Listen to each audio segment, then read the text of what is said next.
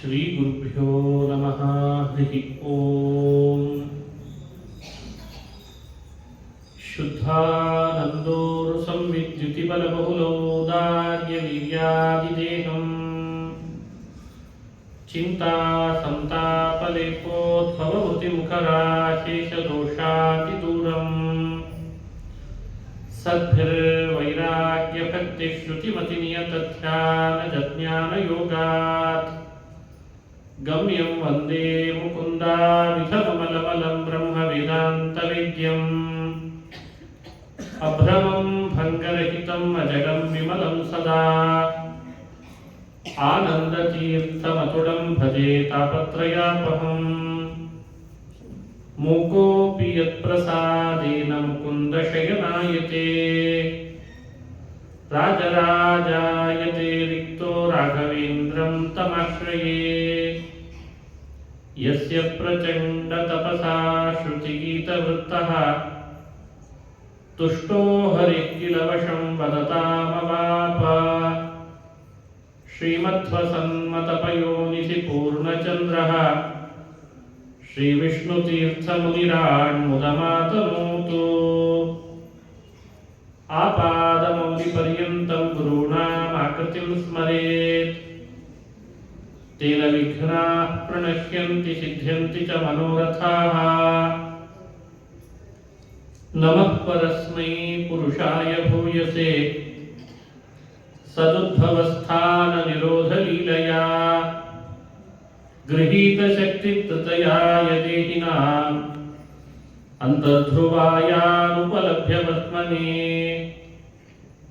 भूयो नमः सद्व्रजिनच्छिदे सताम् असंभवायाखिल सत्त्वमूर्तये पुंसां पुनः पारमहंस्याश्रमे ವ್ಯವಸ್ಥಿತಾನಾಮನುಮೃಗ್ಯದಾಶುಷೇ. ಶ್ರೀ ಹರಿವಾಯು ಗುರುಗಳ ಚರಣಾರವಿಂದಗಳಲ್ಲಿ ಭಕ್ತಿಪೂರ್ವಕ ಪ್ರಣಾಮಗಳನ್ನು ಅರ್ಪಿಸಿ ಭಾಗವತ ಸಾರೋದ್ಧಾರದ 10 ಪ್ರಕರಣಗಳ ಸಂದೇಶ ಅವುಗಳನ್ನು ನಿನ್ನೆ ಚಿಂತನೆ ಮಾಡ್ತಾ ಬಂದ್ವಿ. ಕೊನೆಯಲ್ಲಿ ಇಂದ್ರಿಯ ಜಯ ಪ್ರಕರಣ ಅಂತ 10ನೇ ಪ್ರಕರಣದ ಬಗ್ಗೆ ನಿನ್ನೆ ನೋಡ್ತಾ ಇದ್ವಿ.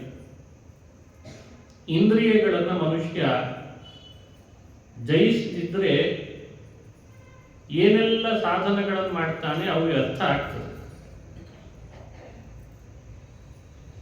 ಇಂದ್ರಿಯಗಳನ್ನು ಗೆದ್ದು ಸಾಧನೆಗಳನ್ನು ಮಾಡಿಕೊಂಡ್ರೆ ಮಾತ್ರ ಅವೆಲ್ಲ ಸಾರ್ಥಕ ಆಗ್ತದೆ. ಕಂಸ ಹೀಗೊಂದು ಮಾತು ಹೇಳ್ದ ಅಂತ ಉದಾಹರಿಸ್ತಾರೆ ಸಾರೋದ್ಧಾರಕ. ಇಂದ್ರಿಯಗಳು ಎಂಥ ಶತ್ರುಗಳು. ನಮಗನಿಸುವಂತೆ ಇವತ್ತು ಬಹಳಷ್ಟು ರೋಗಗಳು ದೇಹದಲ್ಲಿ ಹರಡ್ತಾ ಇದ್ದಾವೆ. ಆ ದೇಹದಲ್ಲಿ ಬರುವ ರೋಗಗಳೆಲ್ಲ ಸಣ್ಣದಿದ್ದಾಗಲೇ ಚಿಕಿತ್ಸೆ ಪಡಿಸ್ಕೊಂಡ್ರೆ ಒಳ್ಳೆಯದಂತ. ರೂಢ ಪದ ಚಿಕಿತ್ಸಿತು ನ ಶಕ್ಯತೆ ಅಂತಂತ. ಯಾವ ರೋಗ ದೇಹದೊಳಗೆ ಬಹಳ ಬೇರೂರಿ ಬಿಡ್ತದೆ, ಕ್ಯಾನ್ಸರ್ ಇದೆ, ಥೈರಾಯ್ಡ್ ಇದೆ, ಇನ್ನೇನೋ ಇದ್ದಾವೆ, ನನಗಿಂತ ಹೆಸರು ಜಾಸ್ತಿ ನಿಮಗೆ ಗೊತ್ತಿರ್ತದೆ. ಅವುಗಳೆಲ್ಲ ನಮ್ಮ ದೇಹದೊಳಗೆ ಸೇರ್ಕೊಳ್ಳುವಾಗ ತಿಳಿಯಲ್ಲ. ತಿಳಿದು ಕೂಡಲೇ ಚಿಕಿತ್ಸೆ ಕೊಡಿಸ್ರೆ ಅದು ಬೇಗ ಪರಿಹಾರ ಆಗ್ತದೆ. ಇಂದ್ರಿಯಗಳು ಕೂಡ ಬೇಗ ಹತೋಟಿಗೆ ಬರುವುದಲ್ಲ. ಎಷ್ಟು ಸಾಧ್ಯವೋ ತಿಳುವಳಿಕೆ ಬಂದಾಗ ಅವುಗಳನ್ನು ಹತೋಟಿಗೆ ತರಲಿಕ್ಕೆ ಶುರು ಮಾಡಿದರೆ ಒಂದಲ್ಲ ಒಂದು ಹಂತದಲ್ಲಿ ವಯಸ್ಸಾಗ್ತಾ ಆಗ್ತಾ ಅವು ನಮ್ಮ ಮಾತು ಕೇಳ್ತಾರೆ. ಕನ್ನಡದಲ್ಲಿ ಒಂದು ಗಾದೆ ಮಾತಿದೆ, ಗಿಡವಾಗಿ ಬಗ್ಗದ್ದು ಮರವಾಗಿ ಬಗ್ಗೀತೆ ಅಂತ. ಗಿಡ ಇದ್ದಾಗ ಬಗ್ಲಿಲ್ಲ ಅಂತ ಆದ್ರೆ ಮರ ಆದ್ಮೇಲೆ ಬಗ್ಗಿಸ್ತೀನಿ ಅಂದ್ರೆ ಹೇಗೆ ಸಾಧ್ಯ ಆಗ್ತದಪ್ಪ? ಇಂದ್ರಿಯಗಳ ಜಯದ ಬಗ್ಗೆ ನಾವು ಈ ವಿಷಯವನ್ನ ಯಾವಾಗಲೂ ಮನಸ್ಸಿನಲ್ಲಿ ಇಟ್ಟುಕೊಳ್ಬೇಕು. ಕಂಸ ಯಾಕೆ ಹೇಳ್ದ ಅಂತ ನಿಮ್ಗೆ ಆಶ್ಚರ್ಯ ಆಗ್ಬೋದಲ್ಲ. ಆ ಪ್ರಸಂಗ ಸುಮ್ಮನೆ ಹೇಳಿರ್ತೀನಿ. ಹೀಗೆ ವಿಷ್ಣು ಹುಟ್ಟಿದಾನಂತೆ ಭೂಮಿಯಲ್ಲಿ ಅಂತ ದುರ್ಗೆ ಹೇಳ್ಬೋದ್ಲಲ್ಲ, ಆಗ ಆತ ಒಂದು ಸಭೆ ಸೇರಿಸಿದ್ದ. ಸಭೆ ಸೇರಿಸಿದಾಗ ನನ್ನ ಮೃತ್ಯು ಇಲ್ಲೇ ಎಲ್ಲೋ ಹುಟ್ಟಿದಾನಂತೆ, ಕೂಡಲೇ ಅವರನ್ನು ಪತ್ತೆ ಹಚ್ಚಿ ಈಗಲೇ ಕೊಂದು ಬಿಡ್ರಿ ಅಂತ ಹೇಳಬೇಕಾಗಿತ್ತು. ತನ್ನ ಸಭೆ ಒಳಗೆ ತನ್ನ ಮೃತ್ಯು ಹುಟ್ಟಿದಾನೆ ಕೊಲ್ರಿ ಅಂತ ಆದೇಶ ಮಾಡಬೇಕಾದಾಗ ತನ್ನವರಿಗೆ ಅವನು ಉಪದೇಶ ಮಾಡ್ತಾ ಹೇಳುವ ಮಾತೇನು ಅಂದ್ರೆ, ರೋಗ ಮನುಷ್ಯನಿಗೆ ಸಣ್ಣದಾಗಿದ್ದಾಗಲೇ ಚಿಕಿತ್ಸೆ ಗುರಿಪಡಿಸದೆ ಹೋದ್ರೆ ಅವನನ್ನೇ ಹ್ಯಾಕ್ ತಿಂದಾಕ್ತದೋ, ಇಂದ್ರಿಯಗಳು ಬಹುಬೇಗ ಹತೋಟಿಗೆ ಬರಬೇಕು, ಬರದೇ ಹೋದ್ರೆ ಅದು ಅವನನ್ನೇ ಹೇಗೆ ಮುಳುಗಿಸ್ಬಿಡ್ತದೋ, ನನ್ನ ಶತ್ರುಗಳು ಕೂಡ ಬೆಳಿಲಿಕ್ಕೆ ಬಿಡಬಾರ್ದು, ಹುಟ್ಟಿದಾಗಲೇ ಕೊಂದು ಹಾಕಬೇಕು, ಇಲ್ಲದೆ ಹೋದ್ರೆ ಅವ್ರು ಬೇರೂರಿದ ಮೇಲೆ ನಮಗೆ ಕೊಲ್ಲಿಕ್ಕಾಗಲ್ಲ ಅನ್ನಲಿಕ್ಕೆ ಈ ಉದಾಹರಣೆ ಕೊಟ್ಟನಂತ. ಅದು ಭಾಗವತ ನೋಡುವಾಗ ಆ ದೃಷ್ಟಿ ಇಟ್ಕೊಂಡು ಚಿಂತನೆ ಮಾಡಬೇಕು. ಇದನ್ನ ಸಾರೋದ್ಧಾರಕಾರರು ಕಂಸನಂತವನಿಗೂ ಗೊತ್ತಿದೆ ನೋಡ್ರಿ, ಇಂದ್ರಿಯ ಜಯದ ಬಗ್ಗೆ ಉದಾಹರಣೆ ಕೊಟ್ಟಿದ್ದಾನೆ ಅಂತ ಈ ಇಂದ್ರಿಯ ಜಯ ಪ್ರಕರಣದಲ್ಲಿ ಆ ಶ್ಲೋಕ ಉದಾಹರಿಸ್ತಾರೆ. ಇದೊಂದೇ ಶ್ಲೋಕ ಅಲ್ಲ, ಭಾಗವತದಲ್ಲಿ ಎಲ್ಲೆಲ್ಲೆಲ್ಲಿ ಬಂದಿದೆ ಇಂದ್ರಿಯ ಜಯದ ಪ್ರಮುಖತೆಯ ಬಗ್ಗೆ, ಪ್ರಾಮುಖ್ಯತೆಯ ಬಗ್ಗೆ ಅವುಗಳನ್ನೆಲ್ಲ ಉದಾಹರಿಸಿ ಇಂದ್ರಿಯ ಜಯ ಪ್ರಕರಣವನ್ನು ನಮ್ಮ ಮುಂದೆ ಇಡ್ತಾರೆ.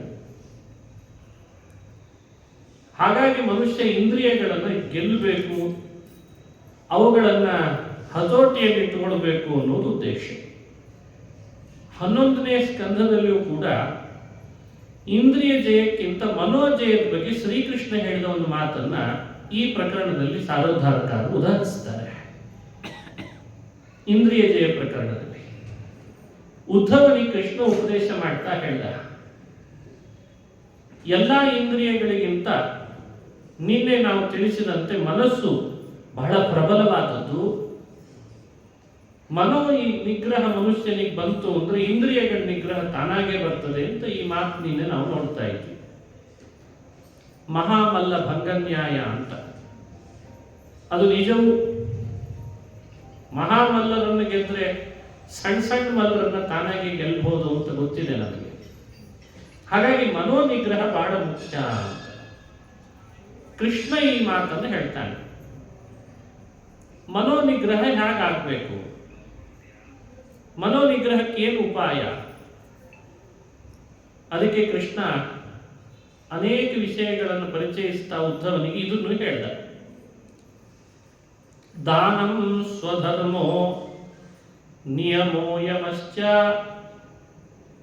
ಶ್ರುತಾನಿ ಕರ್ಮಾಣಿ ಚ ತದ್ವ್ರತಾನಿ ಸರ್ವೇ ಮನೋನಿಗ್ರಹ ಲಕ್ಷಣಾಂತಾಃ. ಇದು ಉದ್ಧವ ಗೀತೆಯಲ್ಲಿ ಕೃಷ್ಣ ಹೇಳಿದ ಮಾತು. ಮನಸ್ಸಿನ ನಿಗ್ರಹದ ಉಪಾಯ ಏನು? ದಾನ. ಮನೋನಿಗ್ರಹದ ಮತ್ತೊಂದು ಉಪಾಯ ಏನು? ಸ್ವಧರ್ಮದ ಆಚರಣೆ. ಮನೋನಿಗ್ರಹಕ್ಕೆ ಮತ್ತೊಂದು ಉಪಾಯ ಏನು? ನಿಯಮ ಹಾಗೂ ಯಮ, ಅವುಗಳ ಪಾಲನೆ. ನಿಯಮ ಯಮಗಳ ಬಗ್ಗೆ ವಿಶೇಷವಾದ ಅನುಸಂಧಾನವನ್ನು ಸಾರೋದ್ಧಾರಕಾರರು ಕೊಡ್ತಾರೆ. ನಿಯಮ 11, ಯಮ 11.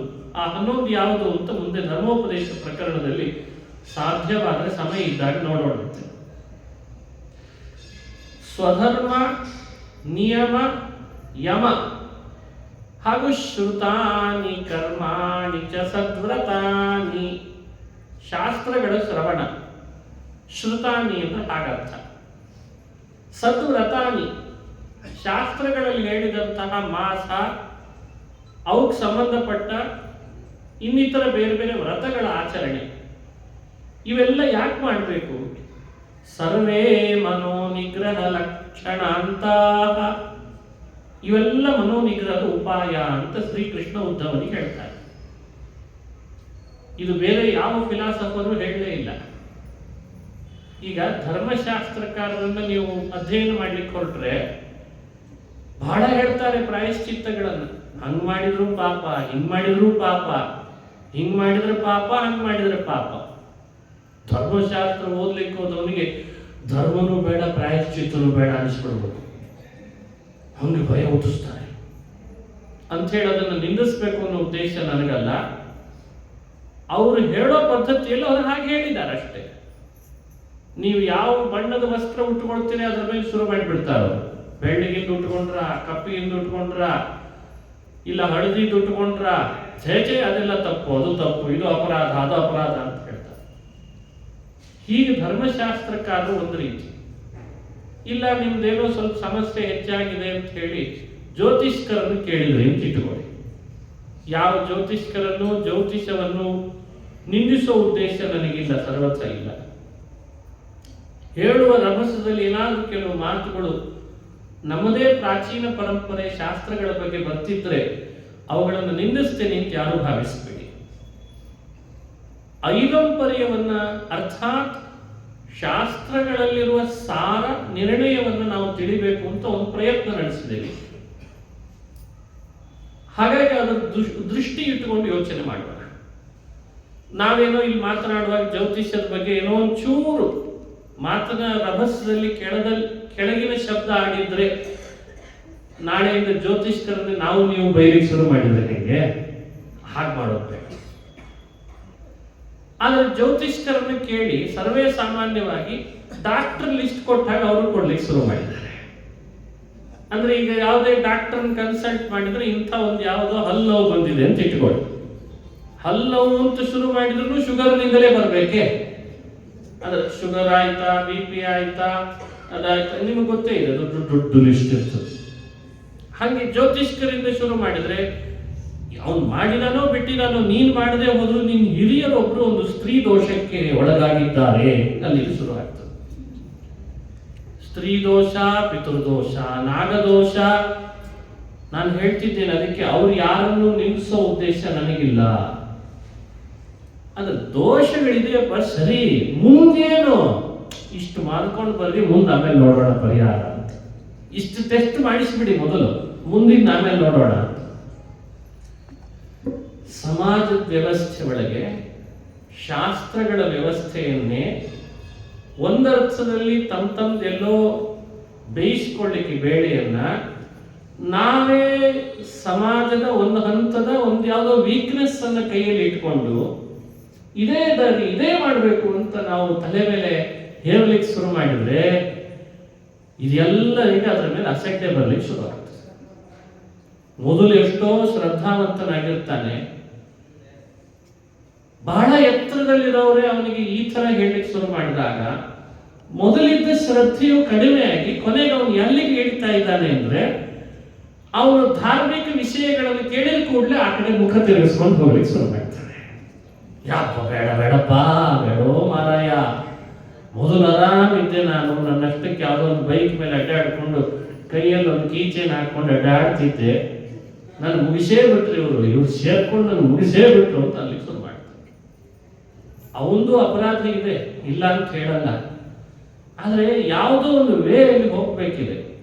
ಇದನ್ನು ಯೋಚಿಸಿ ಮನುಷ್ಯ ಇವತ್ತು ಮಾತುಗಳನ್ನ ತನ್ನ ಮನೆಯಲ್ಲಿ, ತನ್ನ ಸಮಾಜದಲ್ಲಿ ನಿಂತಾಗ ಧರ್ಮವನ್ನು ಬೋಧಿಸುವ ಎಚ್ಚರಿಕೆ ಅವನಿಗೆ ಹೇಗಿರಬೇಕು, ಬೋಧಿಸುವ ಜವಾಬ್ದಾರಿ ಅನ್ನೋದನ್ನು ಕಲಿಬೇಕಿಲ್ಲ.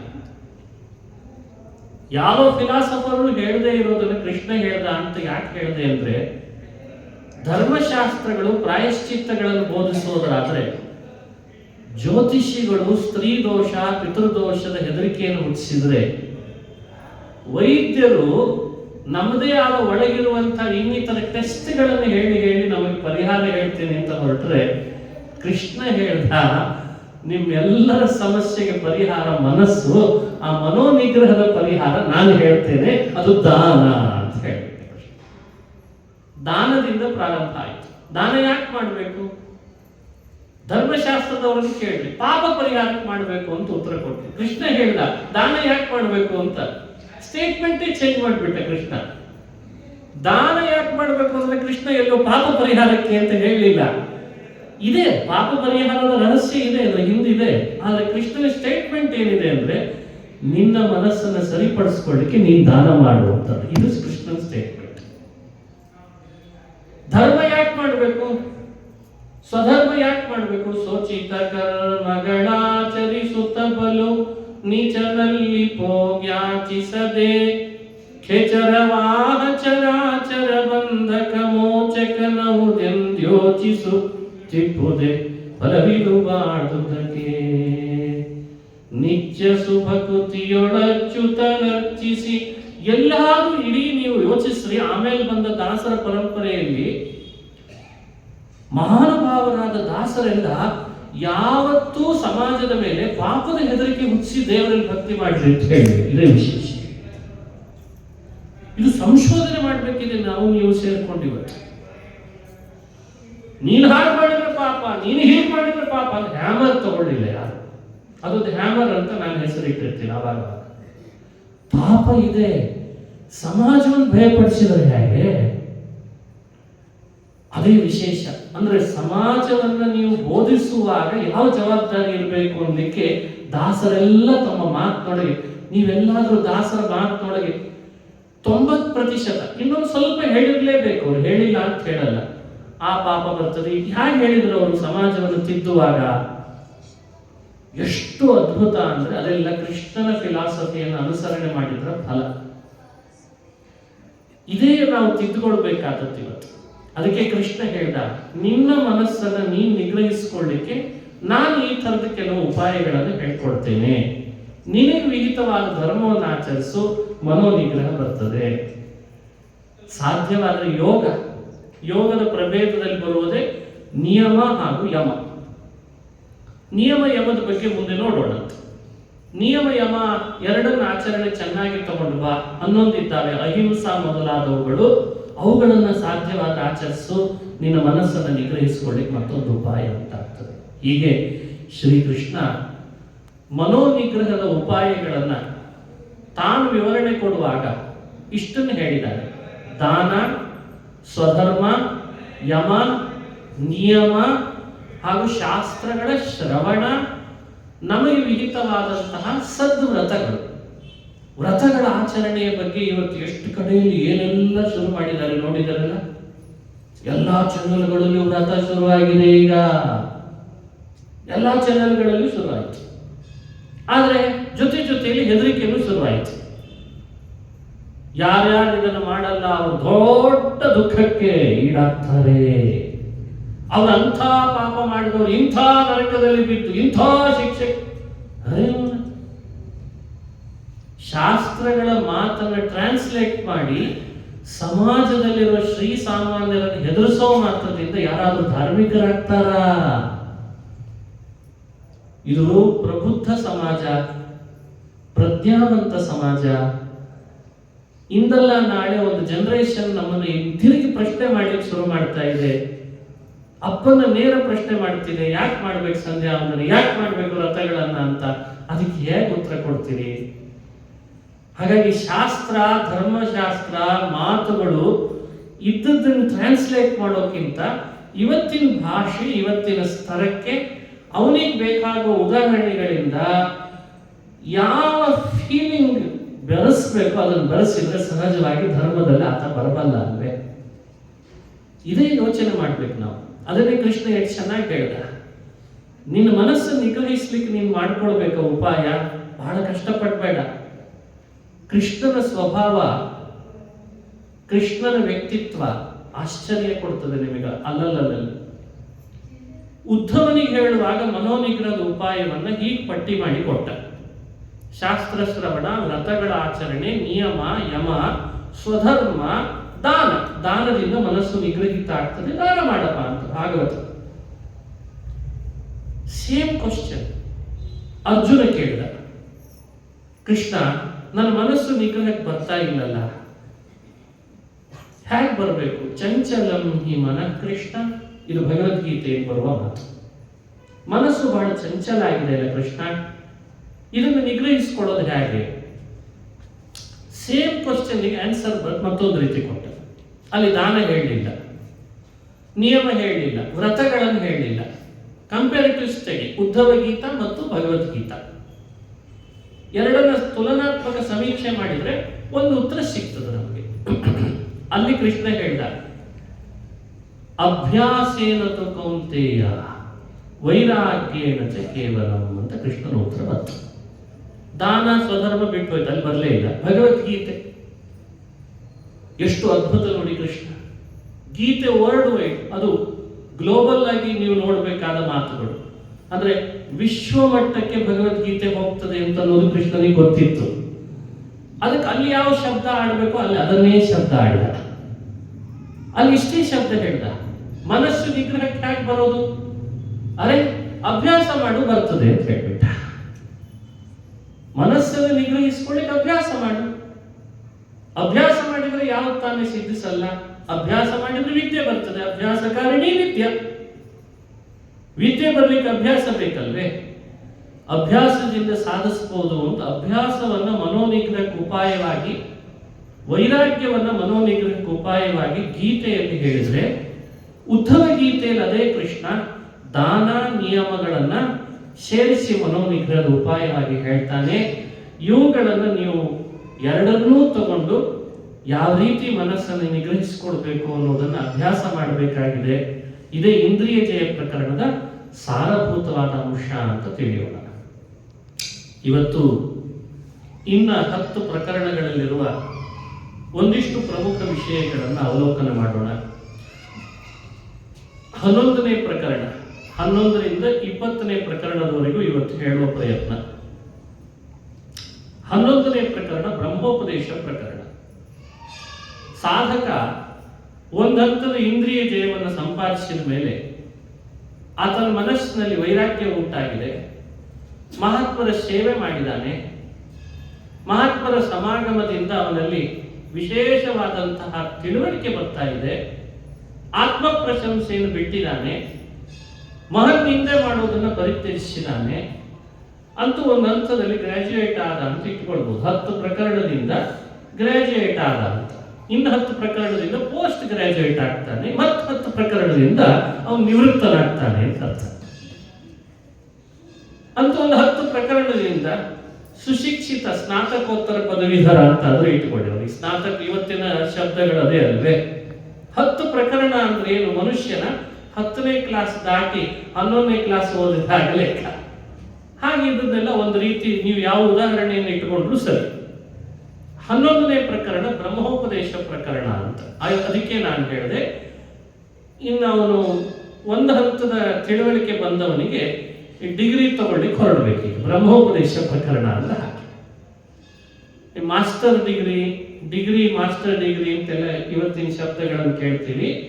ಹಾಗೆ ಅಧ್ಯಾತ್ಮದ ಕಾಲೇಜಿನಲ್ಲಿ ನೀವು ಪ್ರವೇಶ ಮಾಡಿದಾಗ ಬಹಳ ಮುಖ್ಯವಾದದ್ದು ಯಾವ್ಯಾವುದು ಅಂತ ನಿನ್ನೆ ತಿಳ್ಕೊಂಡದ್ದು ಅತ್ಯಂತ ಮುಖ್ಯ. ಅಂದ್ರೆ ನಾವು ಈ ಕಾಲೇಜಿನಲ್ಲಿ ಅಡ್ಮಿಷನ್ ಮಾಡಿಸಿ ಇನ್ನು ನೆಕ್ಸ್ಟ್ ಒಳಗಡೆ ಪ್ರವೇಶ ಮಾಡಬೇಕು. ಒಳಗೆ ಪ್ರವೇಶ ಮಾಡ್ತಾ ಇದ್ದೀವಿ. ಯಾರ ಬಗ್ಗೆ ಮುಂದೆ ನಮ್ಮ ಅಧ್ಯಯನ ಪ್ರಾರಂಭ? ಬ್ರಹ್ಮೋಪದೇಶ. ನಿನ್ನೆ ನಾವು ಕೆಲವು ಪ್ರಶ್ನೆಗಳಲ್ಲಿ ಪ್ರವಚನ ಉಳಿಸಿದ್ವಿ. ದೇವರನ್ನು ಯಾಕೆ ನಂಬಬೇಕು? ಎಲ್ಲವೂ ಮನುಷ್ಯನಿಂದ ಆಗ್ತಾ ಇದೆ. ಮನುಷ್ಯ ಕಂಡ ಉಪಕರಣಗಳಿಂದಲೇ ಎಲ್ಲವೂ ಸಿದ್ಧಿಸ್ತಾ ಇದೆ. ದೇವರನ್ನು ಯಾಕೆ ನಂಬಬೇಕು? ಇದಕ್ಕೆ ನಿನ್ನೆ ಉತ್ತರ ಕೊಟ್ಟಿಲ್ಲ, ನನಗೆ ಗೊತ್ತು. ಆದರೆ ಇವತ್ತು ಉತ್ತರ ತಗೊಳ್ಬೇಕಾದ ಅನಿವಾರ್ಯತೆ ಇದೆ. ಎಲ್ರಿಗೂ ಈ ಉತ್ತರ ಹಿಡಿಸ್ತದೆ ಅಂತ ನಾನು ಹೇಳಲ್ಲ, ವಿಶ್ವಾಸ ಕೊಡಲ್ಲ. ಆದರೆ ಯಾರಿಗೋ ಒಂದಿಷ್ಟು ಜನರಿಗೆ ಹಿಡಿಸ್ಬೇಕಾಗಿದೆ. ಅದಕ್ಕೆ ನಾನು ಹೇಳೋ ಅನಿವಾರ್ಯತೆ ಇದೆ. ಈ ಪ್ರಶ್ನೆಗೆ ಉತ್ತರ ಯಾವಾಗ ಸಿಗ್ತದೆ? ಬ್ರಹ್ಮೋಪದೇಶ ಪ್ರಕರಣ. ಬ್ರಹ್ಮೋಪದೇಶ ಪ್ರಕರಣದ ಸಾರವೇ ಅದು. ಸುಶಿಕ್ಷಿತನಾದ ವ್ಯಕ್ತಿಗೆ ಮತ್ತಷ್ಟು ಕುತೂಹಲ ಉಂಟಾದಾಗ 10 ಪ್ರಶ್ನೆಗಳು ಬರ್ಲಿಕ್ಕೆ ಶುರುವಾಗ್ತಾ ಬಂತು. ಸಾರೋದ್ಧಾರಕಾರ ದೃಷ್ಟಿಯಲ್ಲಿ ಒಂದು 14 ಪ್ರಶ್ನೆಗಳು. ಆ 14 ಪ್ರಶ್ನೆಗಳು ಹೇಗಿದ್ದಾರೆ ಅಂದ್ರೆ ಅದು ಸುಮ್ಮನೆ ನಮಗೊಂದು ಮಾರ್ಗದರ್ಶನ ಮಾಡಿದ್ದಾರೆ. ಯಾಕೆ ಭೂಮಿಗೆ ಬಂದೆ? ಇವ್ರ ಹೊಟ್ಟೆಯಲ್ಲೇ ಯಾಕೆ ಹುಟ್ಟಿದೆ? ಸರಿ, ಹುಟ್ಟಿದ ಮೇಲೆ ನನಗೊಂದು ಯಾವುದೋ ಪರಿಸರದಲ್ಲಿ ಅಂತ ನನ್ನನ್ನು ಬೆಳೆಸ್ತಾ ಇದ್ದಾರಲ್ಲ ಇವರು, ಈ ಪರಿಸರನೇ ನನಗೆ ಅಂತ ಯಾಕೆ ಮೀಸಲಾಯಿತು? ನನ್ನ ಹುಟ್ಟಿನ ಸಾರ್ಥಕತೆ ಏನು? ಇದು ಹಿಂದೇನಾದರೂ ಪುಣ್ಯ ಅಂತಂದು ಇವರೆಲ್ಲ ಮಾತಾಡ್ತಾ ಇದ್ದಾರಲ್ಲ ಬಹಳ ಜನ, ಅದು ಇದೇನಾ ಇಲ್ವಾ? ಅದು ಇದೆ ಅಂದ್ರೆ ನನ್ನನ್ನು ಎಲ್ಲಿಗೆ ನನ್ನನ್ನು ಅದು ಕರ್ಕೊಂಡು ಹೋಗ್ಬೇಕು ಅಂತಿದೆ. ಅದು ದೇವರು ಪದೇ ಪದೇ ನಮ್ಮ ಮನೇಲಿ ಮಾತಾಡ್ತಾ ಇದ್ದಾರಲ್ಲ, ಅವನು ಇದ್ದಾನ ಇಲ್ವಾ? ಇದ್ದಾನೆ ಅಂದ್ರೆ ಎಲ್ಲಿದ್ದಾನೆ? ನನಗೆ ಕಾಣಬಹುದಾ ಅಥವಾ ಅವನಿಗೆ ಕಾಣಿಸ್ಲಿಕ್ಕೆ ಅವಕಾಶವೇ ಇಲ್ವಾ? ಇದೆಲ್ಲ ಶುರು ಆಗ್ತದೆ. ಈ ಥರದ ಪ್ರಶ್ನೆಗಳು, ಈ ಗೊಂದಲಕ್ಕೆ ಮನುಷ್ಯ ಒಳಗಾಗೋದು ಯಾವಾಗ ಅಂದ್ರೆ ಈಗ ಅಂತ ಹೇಳಿ 10ನೇ ಪ್ರಕರಣದ ನಂತರ 11ನೇ ಪ್ರಕರಣಕ್ಕೆ ನಾವು ಕಾಲಿಡುವಾಗ ಈ ಥರದ ಅನೇಕ ಗೊಂದಲಗಳಿಗೆ ಮನುಷ್ಯ ಒಳಗಾಗಿ ಒಬ್ಬ ದೈವ ಪ್ರಾಪ್ತನಾದ ಗುರುವನ್ನೇನಾದ್ರೂ ನಂಬಿದ ಅಂದ್ರೆ, ಅವಲಂಬಿಸಿದ ಅಂದ್ರೆ ಯಾವಾಗಲೂ ಸಿಗಲ್ಲ. ಉತ್ತಮ ಗುರುಗಳು ಸಿಗಬೇಕಾದ್ರೆ ಬಹಳ ಕಠಿಣ. ಈ ಗುರು ಬೇರೆ, ಮುಂದೊಂದು ಗುರುಗಳನ್ನು ಹೇಳ್ತಾರೆ, ಅದು ಬಿಂಬೋಪದೇಶಕದ ವ್ಯವಸ್ಥೆ. ಅದು ಕೊನೆಯದು, ಅಲ್ಟಿಮೇಟ್ ಅಂತ ಕರಿತೇವಲ್ಲ ಇವತ್ತಿನ ಭಾಷೆಗೆ, ಅದಕ್ಕೆ ಸಂಬಂಧಪಟ್ಟದ್ದು. ಈಗ ನಾವು ಹೇಳ್ತಾ ಇರೋ ಗುರುಗಳು, ಇದು ದೈವ ಭಗವಂತ ಇವನಿಗೆ ಬಂದ ಅಂತಃಕರಣದ ಅನೇಕ ಗೊಂದಲಗಳನ್ನು ಬಗೆಹರಿಸಿ ದಾರಿ ತಪ್ಪದಂತೆ ಮಾಡ್ಲಿಕ್ಕೆ ಒಬ್ಬ ಗೈಡನ್ನು ಕಳಿಸ್ಬೇಕಾಗಿದೆ. ಇಷ್ಟೆಲ್ಲ ಮಾಡಿದವನಿಗೆ ಭಗವಂತ ಒಬ್ಬ ಗೈಡನ್ನು ಕಳಿಸ್ತಾನೆ. ಅವನು ಬಿಂಬೋಪದೇಶಕ ಅಲ್ಲ, ಅವನು ಬ್ರಹ್ಮೋಪದೇಶಕನಾಗ್ತಾನೆ ಅಷ್ಟೆ. ಅವನು ಸ್ವರೂಪವನ್ನು ಉದ್ಧರಿಸುವವನಂತಲ್ಲ, ಆ ಸ್ವರೂಪ ಒಳಗಿದ್ದೇ ಇದೆ. ಅದನ್ನು ಉದ್ಧರಿಸಲಿಕ್ಕೆ ಅಂತ ಒಂದಿಷ್ಟು ಬೇಕಾಗಿದೆ, ಒಂದಿಷ್ಟು ಸಮಸ್ಯೆಗಳನ್ನು ಕಡಿಬೇಕಿದೆ. ಅದಕ್ಕೊಬ್ಬ ವ್ಯಕ್ತಿ ಏನಾದರೂ ಸಿಕ್ಕಾಗ ಅವನನ್ನು ಪ್ರಶ್ನಿಸ್ಲಿಕ್ಕೆ ಶುರು ಮಾಡ್ತಾನೆ. ಏನೀಗ ನನ್ನ ಬದುಕಿನ ಅರ್ಥ? ನಾನು ಬದುಕಬೇಕು ಅಂತಂದಕ್ಕೆ ಏನಾದ್ರೂ ಕಾರಣ ಇದೆನಾ? ನೀವು ಎಲ್ಲ ಯೋಚನೆ ಮಾಡ್ಬೋದು ಇದನ್ನ. ನಾವೆಲ್ಲ ಬದುಕಿದೇವಲ್ಲ, ಯಾವ ಕಾರಣಕ್ಕೆ ಬದುಕಿದ್ದೇವೆ? ಗಂಭೀರವಾದ ಪ್ರಶ್ನೆ. ಬದುಕಲಿಕ್ಕೆ ಏನು ಕಾರಣ ಇಲ್ಲ ಅಂತ ಬದುಕಿದ್ದೇವೆ. ಇನ್ನೊಬ್ಬರಿಗಾಗಿ ಬದುಕಿದ್ದೇವೆ ಅನ್ನೋದು ಸುಳ್ಳು. ಅದನ್ನು ಒಪ್ಪಲ್ಲ. ಅಲ್ಲ, ಮೈಕ್ನಲ್ಲಿ ಹೇಳ್ಬೋದು ಪದೇ ಪದೇ, ನಾವು ಬದುಕಿದ್ದೇ ನಿಮಗಾಗಿ, ನಾವು ಬದುಕಿದ್ದೇ ಜನರಿಗಾಗಿ ಅಂತ. ಇದು ಬೇಡ, ಈ ಫೇಸ್ ಬೇಡ. ಈ ಫೇಸ್ ಬಹಳ ದಿವಸ ಉಳಿಯಲ್ಲ.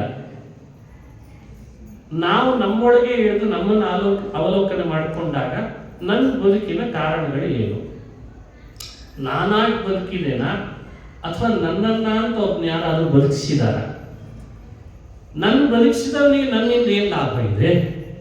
ಲಾಭ ಇಲ್ಲದಿದ್ರು ಬದುಕಿಸಿದ ಯಾಕೆ? ಇದು ಸಾರೋದ್ಧಾರ. ಇದು ಮನುಷ್ಯನ ಮನಸ್ಸನ್ನು ಎಬ್ಬಿಸ್ತದೆ, ಮತ್ತಷ್ಟು ಪ್ರಶ್ನೆಗಳನ್ನು ಜಾಗೃತಗೊಳಿಸ್ತದೆ. ಸೃಷ್ಟಿಯ ರಹಸ್ಯ ಏನು? ಸೃಷ್ಟಿಯ ಹಿಂದಿರುವ ಕಾರಣಕರ್ತ ಯಾರು? ಆ ಕರ್ತೃವಿನ ಉದ್ದೇಶಗಳೇನು? ಇದನ್ನು ನಾನೇನು ತಿಳಿಬಹುದು? ನನ್ನ ತಿಳುವಳಿಕೆಗೆ ಬರೋದೇ ಇಲ್ವೇ? ಏನಿದು ಬರ್ತದೆ ಅಂತಾದ್ರೆ ಯಾವುದನ್ನು ಅವಲಂಬಿಸಿದ್ರೆ ಬರ್ತದೆ ತಿಳುವಳಿಕೆ? ಹೀಗೆ ಮನುಷ್ಯನ ಮನಸ್ಸಿನಲ್ಲಿ ಹುದುಗಿದ ಪ್ರಶ್ನೆಗಳೆಲ್ಲ ಎದುರುಗಡೆ ಬರಲಿಕ್ಕೆ ಶುರುವಾಗ್ತವೆ. ಮನಸ್ಸು ನಿಗ್ರಹಿತ ಆಗಿದೆ, ಇಂದ್ರಿಯ ನಿಗ್ರಹಿತ ಆಗಿದೆ, ಬೇರೆ ಕಡೆಯಲ್ಲಿ ಹೋಗ್ಲಿಕ್ಕೆ ಅವಕಾಶ ಇಲ್ಲ. ವೈರಾಗ್ಯ ಉಂಟಾಗಿದೆ, ವೈರಾಗ್ಯ ಪ್ರಕರಣದ ಲಾಭ.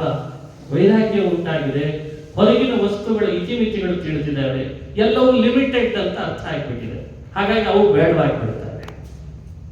ಆ ಮಟ್ಟಕ್ಕೆ ಮುಟ್ಟಿದ ಮೇಲೆ ಈ ವಿಷಯಗಳು ಕೇಳ್ತಾ ಇದ್ದಾರೆ. ಮನುಷ್ಯನಿಗೆ ವಸ್ತುವಿನ ಲಿಮಿಟೇಷನ್ ಗೊತ್ತಾದ ಮೇಲೆ ವಸ್ತು ಬೇಡವಾಗ್ತದೆ. ಪರಿಮಿತಿಗಳು ಗೊತ್ತಾಗಿದೆ, ಅಶಾಶ್ವತ ಅಂತ ತಿಳುವಳಿಕೆ ಬಂದಿದೆ, ಇದರಿಂದ ಸುಖ ಇಲ್ಲ ಅಂತ ತಿಳುವಳಿಕೆ ಬಂದಿದೆ. ಹಾಗಾಗಿ ಮನುಷ್ಯ ಸಹಜವಾಗಿ ಒಳಗಡೆಯಿಂದ ಈ ಥರದ ಪ್ರಶ್ನೆ ಮಾಡ್ಕೊಳ್ಳಿಕ್ಕೆ ಶುರು ಮಾಡ್ತಾನೆ. ಏನಿದೆಲ್ಲ ಸಂಬಂಧ? ಈ ಪ್ರಶ್ನೆಗಳಿಗೆ ಉತ್ತರ ಕೊಡುವ ಬ್ರಹ್ಮೋಪದೇಶ ಪ್ರಕರಣ ನಮ್ಮ ಕಣ್ಮುಂದೆ ಬರ್ತದೆ.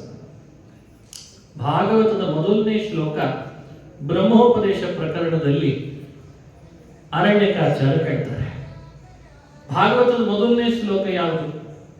ಜನ್ಮಾದ್ಯಸ್ಯ ಯತೋನ್ವಯಾತ್ ಇತರತಶ್ಚಾರ್ಥೇಷ್ವಭಿಜ್ಞಸ್ವರಾಟ್. ಅದು 11ನೇ ಪ್ರಕರಣದಲ್ಲಿ ಬರ್ತದೆ. ಆ ಶ್ಲೋಕದ ಉದ್ದೇಶವನ್ನು ಅವರು ಬಿತ್ತರಿಸಿ ಕೊಡ್ತಾರೆ ನಮ್ಮ ಕಣ್ಣು ಮುಂದೆ. ಯಾವತ್ತಿನಿಗೆ ಅನೇಕ ಪ್ರಶ್ನೆಗಳು ಉದ್ಭವಿಸ್ತವೆ, ಆ ಪ್ರಶ್ನೆಗಳಿಗೆಲ್ಲ ಸಮಾಧಾನ ಹ್ಯಾಕ್ ಕೊಡಬೇಕು? ಒಬ್ಬ ಗುರುವಾದವನು ತನ್ನ ಶಿಷ್ಯನಿಗೆ ಹೀಗೆ ಪ್ರಶ್ನೆಗಳನ್ನು ಮಾಡಬಲ್ಲ ಅಂತ ತಿಳಿದು ಹೇಗೆ ಉತ್ತರ ಕೊಡಬೇಕು ಅನ್ನೋದನ್ನು ಭಾಗವತ ಶ್ಲೋಕದಿಂದ ಅರಣ್ಯಕಾಚಾರ್ಯ ತೋರಿಸ್ತಾ ಬರ್ತಾರೆ. ದೇವರಿದ್ದಾನೆ, ಅವನಲ್ಲಿ ವಿಶ್ವಾಸ ಮಾಡಬೇಕಾಗುತ್ತೆ. ಅವನು ಗುಣಪೂರ್ಣನೋ ನಿರ್ಗುಣನೋ? ಇಲ್ಲ, ಅವನು ನಿರ್ಗುಣನಲ್ಲ.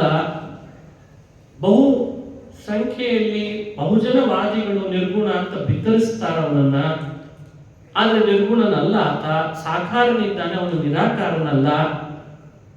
ವೇದಗಳಲ್ಲಿ ನಿರ್ಗುಣ ನಿರಾಕಾರ ಅಂತ ಹೇಳಿರುವ ಮಾತಿನ ತಾತ್ಪರ್ಯ ಏನು ಹಾಗಾದ್ರೆ ಅದನ್ನು ಹೇಗೆ ವ್ಯಾಖ್ಯಾನ ಮಾಡಿಕೊಳ್ಬೇಕು ಎಲ್ಲವನ್ನು ವಿವರಣೆ ಮಾಡ್ತಾರೆ. ಅದೆಲ್ಲವನ್ನು ಅಲ್ಲಿ ವಿವರಣೆ ಮಾಡಿದ್ದು ನೀವು ನೋಡಬಹುದು. ಭಗವಂತನನ್ನು ಆರಾಧಿಸಿ ಅವನಿಂದ ಮುಕ್ತಿ ಪಡೆಯುವಂತಹ ಉಪಾಯ ಏನು ಅದನ್ನು ಅವರು ಹೇಳ್ಕೊಡ್ತಾರೆ. ಗುರುವಾದವನಿಗೆ ಹೇಗೆ ಉಪದೇಶ ಮಾಡಬೇಕು ಅನ್ನೋದನ್ನು ಸಾರ್ವಧಾರಕಾರಿ ಹೇಳಿದ್ದಾರೆ. ಹಾಗಾಗಿ ಬ್ರಹ್ಮೋಪದೇಶ ಪ್ರಕರಣ ಪ್ರತಿಯೊಬ್ಬರು ಕೂಡ ಚೆನ್ನಾಗಿ ಅಧ್ಯಯನ ಮಾಡಬೇಕು. ಒಂದೆರಡು ಅಂಶಗಳಲ್ಲಿ ಇದ್ದದನ್ನ ನಿಮ್ಮ ಮುಂದೆ ಹಂಚ್ಕೊಳ್ತೇನೆ. ಒಂದು ಅಂಶ ಆದರೂ ನೆನಪಿರಬೇಕು. ಬ್ರಹ್ಮೋಪದೇಶ ಪ್ರಕರಣದಲ್ಲಿ ಮೋಕ್ಷ ಬಯಸುವ ಸಾಧಕನಿಗೆ ಬಹಳ ಮುಖ್ಯವಾಗಿ ದೇವರಲ್ಲಿ ಉಪಾಸನೆ ಮಾಡಬೇಕಾದದ್ದು 3 ಅಂತ ಹೇಳ್ತಾರೆ. ಬ್ರಹ್ಮಸೂತ್ರಗಳಲ್ಲಿ ಸತ್, ಚಿತ್, ಆನಂದ, ಜ್ಞಾನ ಅಂತ 4 ಗುಣಗಳನ್ನು ತಿಳಿಸುತ್ತದೆ. ಸಾರ್ವಧಾರಕಾರರು ಒಂದು ಅಪೂರ್ವವಾದ ವಿಷಯ ಇಲ್ಲಿ ಹೇಳ್ತಾರೆ, 3 ಅಂತ ಹೇಳ್ತಾರೆ. ಅದೇ ಥರನೇ 3 ಯಾವುದದು? ಭಗವಂತ ಗುಣಗಳಿಂದ ಪರಿಪೂರ್ಣನಿದ್ದಾನೆ. 1. ಭಗವಂತನಲ್ಲಿ ದೋಷಗಳ ಲವಲೇಶ ಇಲ್ಲ. 2. ಭಗವಂತ ಭಕ್ತರ ಮೇಲೆ ನಿರ್ವ್ಯಾಜವಾದ ಕರುಣೆಯನ್ನು ತೋರ್ತಾನೆ, ಭಕ್ತಾನುಕಂಪಿಯಾಗಿದ್ದಾನೆ. 3. ಸಾರೋದ್ಧಾರದ ಬ್ರಹ್ಮೋಪದೇಶ ಪ್ರಕರಣದಲ್ಲಿ ಬರೋ 3 ಪಾಯಿಂಟ್ಸ್ A, B, C. ಇದನ್ನು ಸ್ಥಿರಪಡಿಸಲಿಕ್ಕೆ ಸಾರೋದ್ಧಾರಕಾರರು ಒಂದು ಪ್ರಸಂಗವನ್ನ ಎಕ್ಸಾಂಪಲ್ ಆಗಿ ಹೇಳ್ತಾರೆ ಈ ಪ್ರಕರಣದಲ್ಲಿ. ಯಾವ ಪ್ರಸಂಗ ಅವರು ತಗೊಂಡದ್ದು ಅಂದ್ರೆ ಭಾಗವತದ 8ನೇ ಸ್ಕಂಧದಲ್ಲಿ ಲಕ್ಷ್ಮೀದೇವಿ ತನಗೆ ಯಾರು ಯೋಗ್ಯವರ ಅಂತ ತಾನ್ಯಾರ ಕೊರಳಿಗೆ ಮಾಲೆ ಹಾಕಬೇಕು, ತನ್ನನ್ನ ಯಾರನ್ನ ತನ್ನ ಪತಿಯಾಗಿ ತಾನು ಮಾಡ್ಕೊಳ್ಬೇಕು ಅಂತ ಹೊರಟ ಪ್ರಸಂಗವನ್ನು ಉದಾಹರಣೆಯಾಗಿ ತಗೊಳ್ತಾರೆ. ಅವ್ರು ಬಹಳ ಸಂಶೋಧನೆ ಮಾಡಿ ತಗೊಂಡ ಉದಾಹರಣೆ ಇದು. ಕಥೆ ಬಹಳ ಪ್ರಸಿದ್ಧ. ಯಾವೊಬ್ಬ ದೇವತೆಗಳನ್ನು ವರಿಸದೆ ಅಜಿತ ನಾಮಕ ನಾರಾಯಣನ ಕೊರಳಿಗೆ ಹಾರ ಹಾಕಿದ್ಲು ಅನ್ನೋ ಕಥೆ ಇದೆ ಅಲ್ಲ, ಬಹಳ ಪ್ರಸಿದ್ಧ. ಅದರ ಹಿನ್ನೆಲೆಯನ್ನ ಸಾರೋದ್ಧಾರಕಾರ ಹೇಳ್ತಾರೆ.